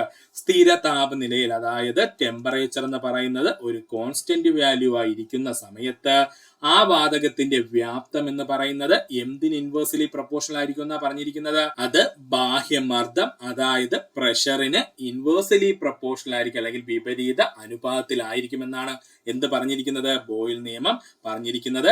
അതായത് നമുക്ക് പറയാം P is proportional to 1/V എന്ന്, അല്ലെങ്കിൽ നമുക്ക് പറയാം V is proportional to 1/P എന്ന്. ഇത് രണ്ടും പറയാൻ കേട്ടോ. ഇങ്ങനെ എടുത്ത് പറയുന്നത് PSC ഇങ്ങനെയൊക്കെ മാറ്റിയും തിരിച്ചും ഇതിന്റെ ഇക്വേഷൻ ചോദിക്കും. അപ്പോൾ P പ്രൊപ്പോർഷണൽ ടു 1/V എന്ന് പറയാം, അല്ലെങ്കിൽ നമുക്ക് പറയാം V പ്രൊപ്പോർഷണൽ ടു 1/P എന്ന് പറയാം. അതായത് ഇത്രയേ ഉള്ളൂ. എവിടെ പ്രഷർ കൂടിക്കഴിഞ്ഞാൽ വോളിയം എന്ത് ചെയ്യും? കുറയും. വോളിയം കൂടിക്കഴിഞ്ഞാൽ പ്രഷർ എന്ത് ചെയ്യണം? കുറഞ്ഞിരിക്കണം. ഇതാണ് എന്തിൽ പറഞ്ഞിരിക്കുന്നത്? ബോയിൽ നിയമത്തിൽ പറഞ്ഞിരിക്കുന്നത്. പക്ഷേ ടെമ്പറേച്ചർ അഥവാ താപനില കോൺസ്റ്റന്റ് ആയിരിക്കണം. ഇതുപോലെ തന്നെ PSC ചോദിക്കുന്ന മറ്റൊരു ഇക്വേഷൻ ആണ് P1 V1 is equal to P2 V2. എന്താണ് ഈ സംഭവം എന്ന് ജസ്റ്റ് ഒന്ന് കേട്ടിരുന്നോളുക. ഇമ്പോർട്ടന്റ് ഒന്നുമില്ല സുഹൃത്തുക്കളെ. ടെമ്പറേച്ചർ സ്ഥിരമായിരിക്കുന്ന അവസ്ഥയിൽ, അതായത് നമ്മൾ പറയുന്നു ടെമ്പറേച്ചർ എന്ന് പറയുന്നത് ഒരു കോൺസ്റ്റന്റ് വാല്യൂ ആയിരിക്കുന്ന സമയത്ത്, അല്ലെങ്കിൽ താപനില ഒരു കോൺസ്റ്റന്റ് വാല്യൂ ആയിരിക്കുന്ന സമയത്ത് നമ്മൾ ഒരു വാതകത്തിന്റെ പ്രഷർ ആദ്യം എടുത്തു P1, അതിന്റെ വോളിയം എടുത്തു V1, അത് തമ്മിൽ ഗുണിക്കുമ്പോൾ നമുക്ക് C എന്ന് പറഞ്ഞ ഒരു കോൺസ്റ്റന്റ് വാല്യൂ കിട്ടി. ഇനി കുറച്ച് സമയം കഴിഞ്ഞിട്ട് പിന്നെയും നമ്മൾ എന്ത് ചെയ്തു?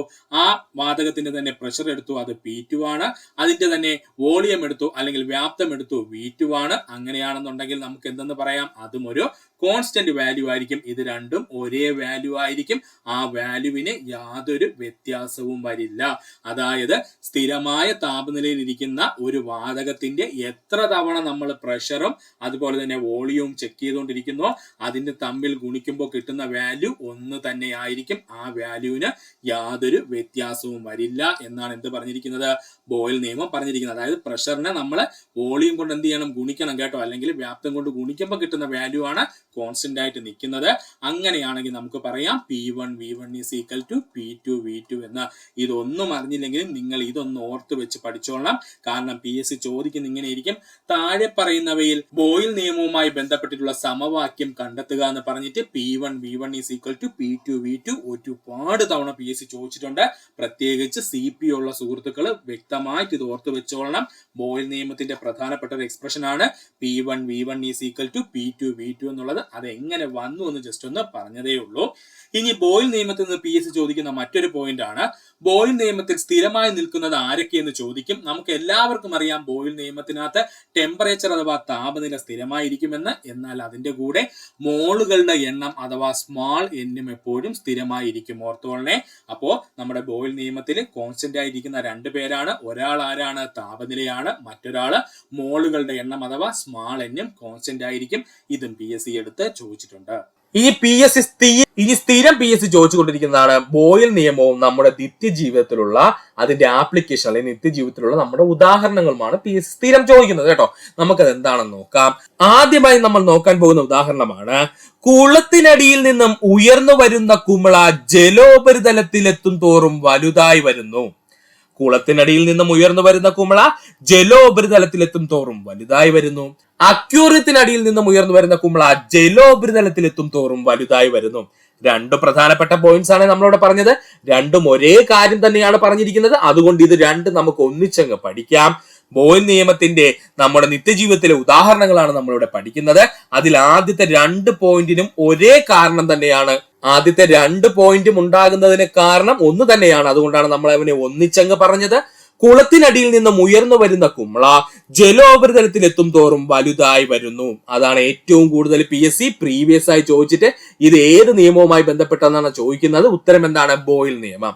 ഇനി ഇങ്ങനെ അല്ലാതെ PSCക്ക് ചോദിക്കാം. അതാണ് നമ്മൾ രണ്ടാമത്തെ പോയിന്റ് ആയിട്ട് പറഞ്ഞിരിക്കുന്നത്. എന്താ സുഹൃത്തുക്കളെ? അത് അക്വേറിയത്തിന്റെ അടിയിൽ നിന്നും ഉയർന്നു വരുന്ന കുമിള ജലോപരിതലത്തിൽ എത്തും തോറും വലുതായി വരുന്നു. കണ്ടീഷൻ എല്ലാം സെയിം ആണ്. ഒന്ന് കുളം, മറ്റൊന്ന് അക്വേറിയം എന്ന് മാറ്റിയതേ ഉള്ളൂ കേട്ടോ. ഇതിൽ രണ്ടിലും വരുന്ന പ്രവർത്തനം എന്തെന്ന് ചോദിച്ചാല് ബോയിൽ നിയമം അല്ലെങ്കിൽ സെയിം ആയിട്ടുള്ള ഒരു ലോ തന്നെയാണ് ഇതിൽ രണ്ടിലും പ്രവർത്തിക്കുന്നത് കേട്ടോ.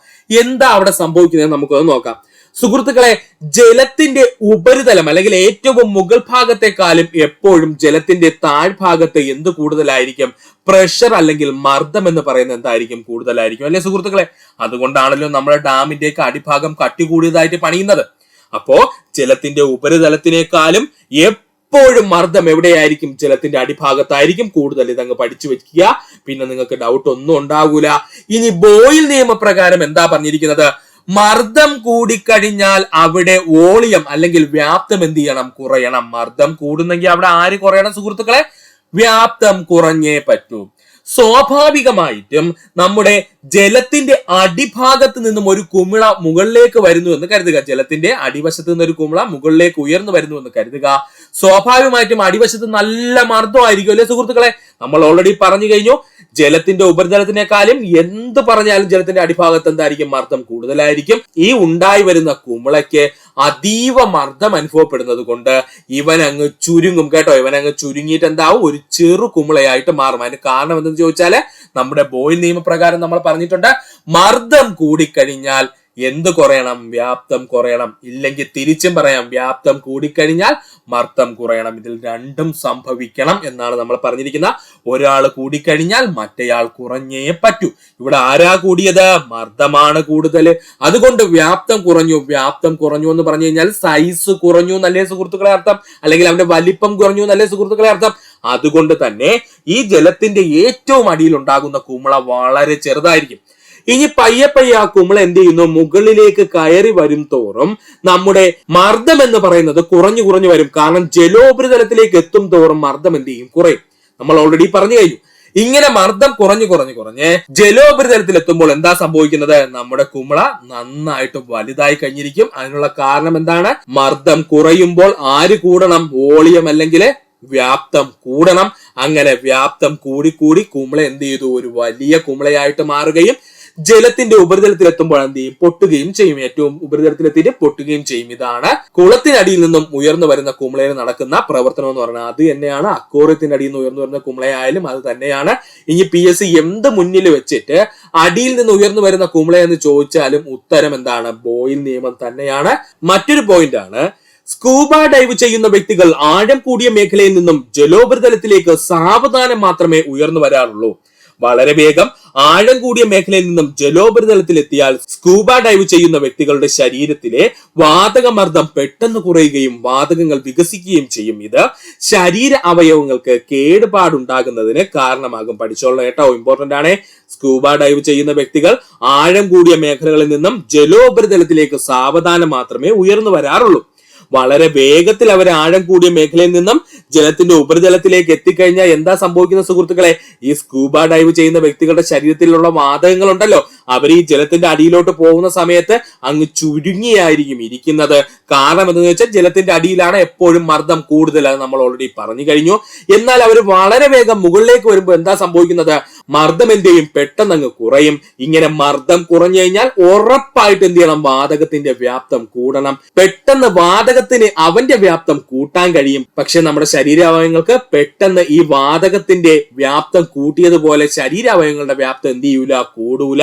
അതുകൊണ്ട് തന്നെ ശരീരാവയവങ്ങൾക്ക് കേടുപാട് ഉണ്ടായിക്കൊണ്ട് എന്ത് ചെയ്യും? ഈ വാതകം എന്ത് ചെയ്യും? വലുതാകാൻ ശ്രമിക്കും. ഇതാണ് പ്രധാനമായിട്ടും ഉണ്ടാകുന്നത് കേട്ടോ. ഇത് സ്കൂബ ഡൈവർമാരുടെ മരണത്തിന് വരെ കാരണമാകും. അതുകൊണ്ട് ഈ പോയിന്റ് സുഹൃത്തുക്കളൊന്ന് പഠിച്ചു വെച്ചിരിക്കുക. അടുത്തതായി നമ്മൾ നോക്കാൻ പോകുന്നതാണ് സിറിഞ്ചിന്റെ പ്രവർത്തന തത്വം. ഇതും എന്തിന് ഉദാഹരണമാണ്? ബോയിൽ നിയമത്തിന് ഉദാഹരണമാണ് കേട്ടോ, സിറിഞ്ചിന്റെ പ്രവർത്തന തത്വം. അപ്പോ സിറിഞ്ച് കാണാത്ത ഒരു സുഹൃത്തുക്കളും കാണില്ലല്ലോ. സിറിഞ്ചിന്റെ പ്ലക്കർ പിന്നിലേക്ക് വലിക്കുമ്പോൾ സിറിഞ്ചിന്റെ പ്ലക്കർ പിന്നിലേക്ക് വലിക്കുമ്പോൾ, പ്ലക്കർ എന്ന് പറഞ്ഞു കഴിഞ്ഞാൽ അറിയാലോ, സിറിഞ്ചിന്റെ പിന്നിൽ വരുന്ന ആ ഒരു ആന്റിനെ പോലുള്ള ഭാഗം കേട്ടോ, അല്ലെങ്കിൽ പിടിയുള്ള ഭാഗം കേട്ടോ. അപ്പോ അതെന്ത് ചെയ്യും? പിന്നിലേക്ക് വലിക്കുന്ന സമയത്ത് സിറിഞ്ചിനുള്ളിലെ വ്യാപ്തം വർദ്ധിക്കുന്നു. സിറിഞ്ചിനുള്ളിലെ വ്യാപ്തം എന്ത് ചെയ്യും? വർദ്ധിക്കും. സ്വാഭാവികമായിട്ടും വ്യാപ്തം വർദ്ധിച്ചു കഴിഞ്ഞാൽ മർദ്ദം എന്ത് ചെയ്യും? കുറയും. ഇതുമൂലം സിലിണ്ടറിനുള്ളിലെ മർദ്ദം കുറയുകയും ചെയ്യുന്നു. നമ്മൾ ഓൾറെഡി പറഞ്ഞു കഴിഞ്ഞു, ഒരാൾ കൂടിയാൽ മറ്റേയാൾ കുറയണം. ഇതാണ് ബോയിൽ നിയമം എന്ന് പറയുന്നത്. ഇനി സിറിഞ്ചിലേക്ക് നിറയ്ക്കേണ്ട ദ്രാവകം സിറിഞ്ചിലേക്ക് വലിച്ചെടുക്കപ്പെടുകയും ചെയ്യും. ഒന്നുമില്ല സംഭവം. സിറിഞ്ചിന്റെ പ്ലക്കർ നമ്മൾ പിന്നിലേക്ക് വലിക്കുമ്പോൾ സിറിഞ്ചിലെ സിലിണ്ടറിനുള്ളിലെ വ്യാപ്തം എന്ത് ചെയ്യും? വർദ്ധിക്കും. ഇങ്ങനെ വ്യാപ്തം വർദ്ധിച്ചു കഴിഞ്ഞാൽ സ്വാഭാവികമായിട്ടും മർദ്ദം എന്ത് ചെയ്യണം? കുറയണം. എവിടെ? ആ സിലിണ്ടറിനുള്ളിലെ, സിലിണ്ടറിനുള്ളിലെ മർദ്ദം എന്ത് ചെയ്യും? കുറയും.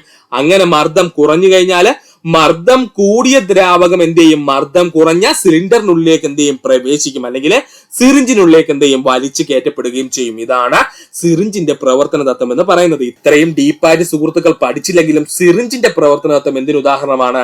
ബോയിൽ നിയമത്തിന് ഉദാഹരണമാണ്. പഠിക്കുക.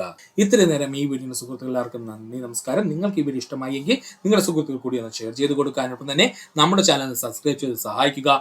സബ്സ്ക്രൈബ് ബട്ടനോട് ചേർന്നുള്ള ബെൽ ബട്ടൺ അമർത്തി കഴിഞ്ഞാൽ നമ്മൾ അപ്ലോഡ് ചെയ്യുന്ന വീഡിയോകൾ അപ്പോൾ തന്നെ സുഹൃത്തുക്കളെ നിങ്ങൾ എത്തുന്നതാണ്. സുഹൃത്തുക്കൾ എല്ലാവർക്കും നന്ദി, നമസ്കാരം. നല്ലൊരു ദിവസം നേരുന്നു.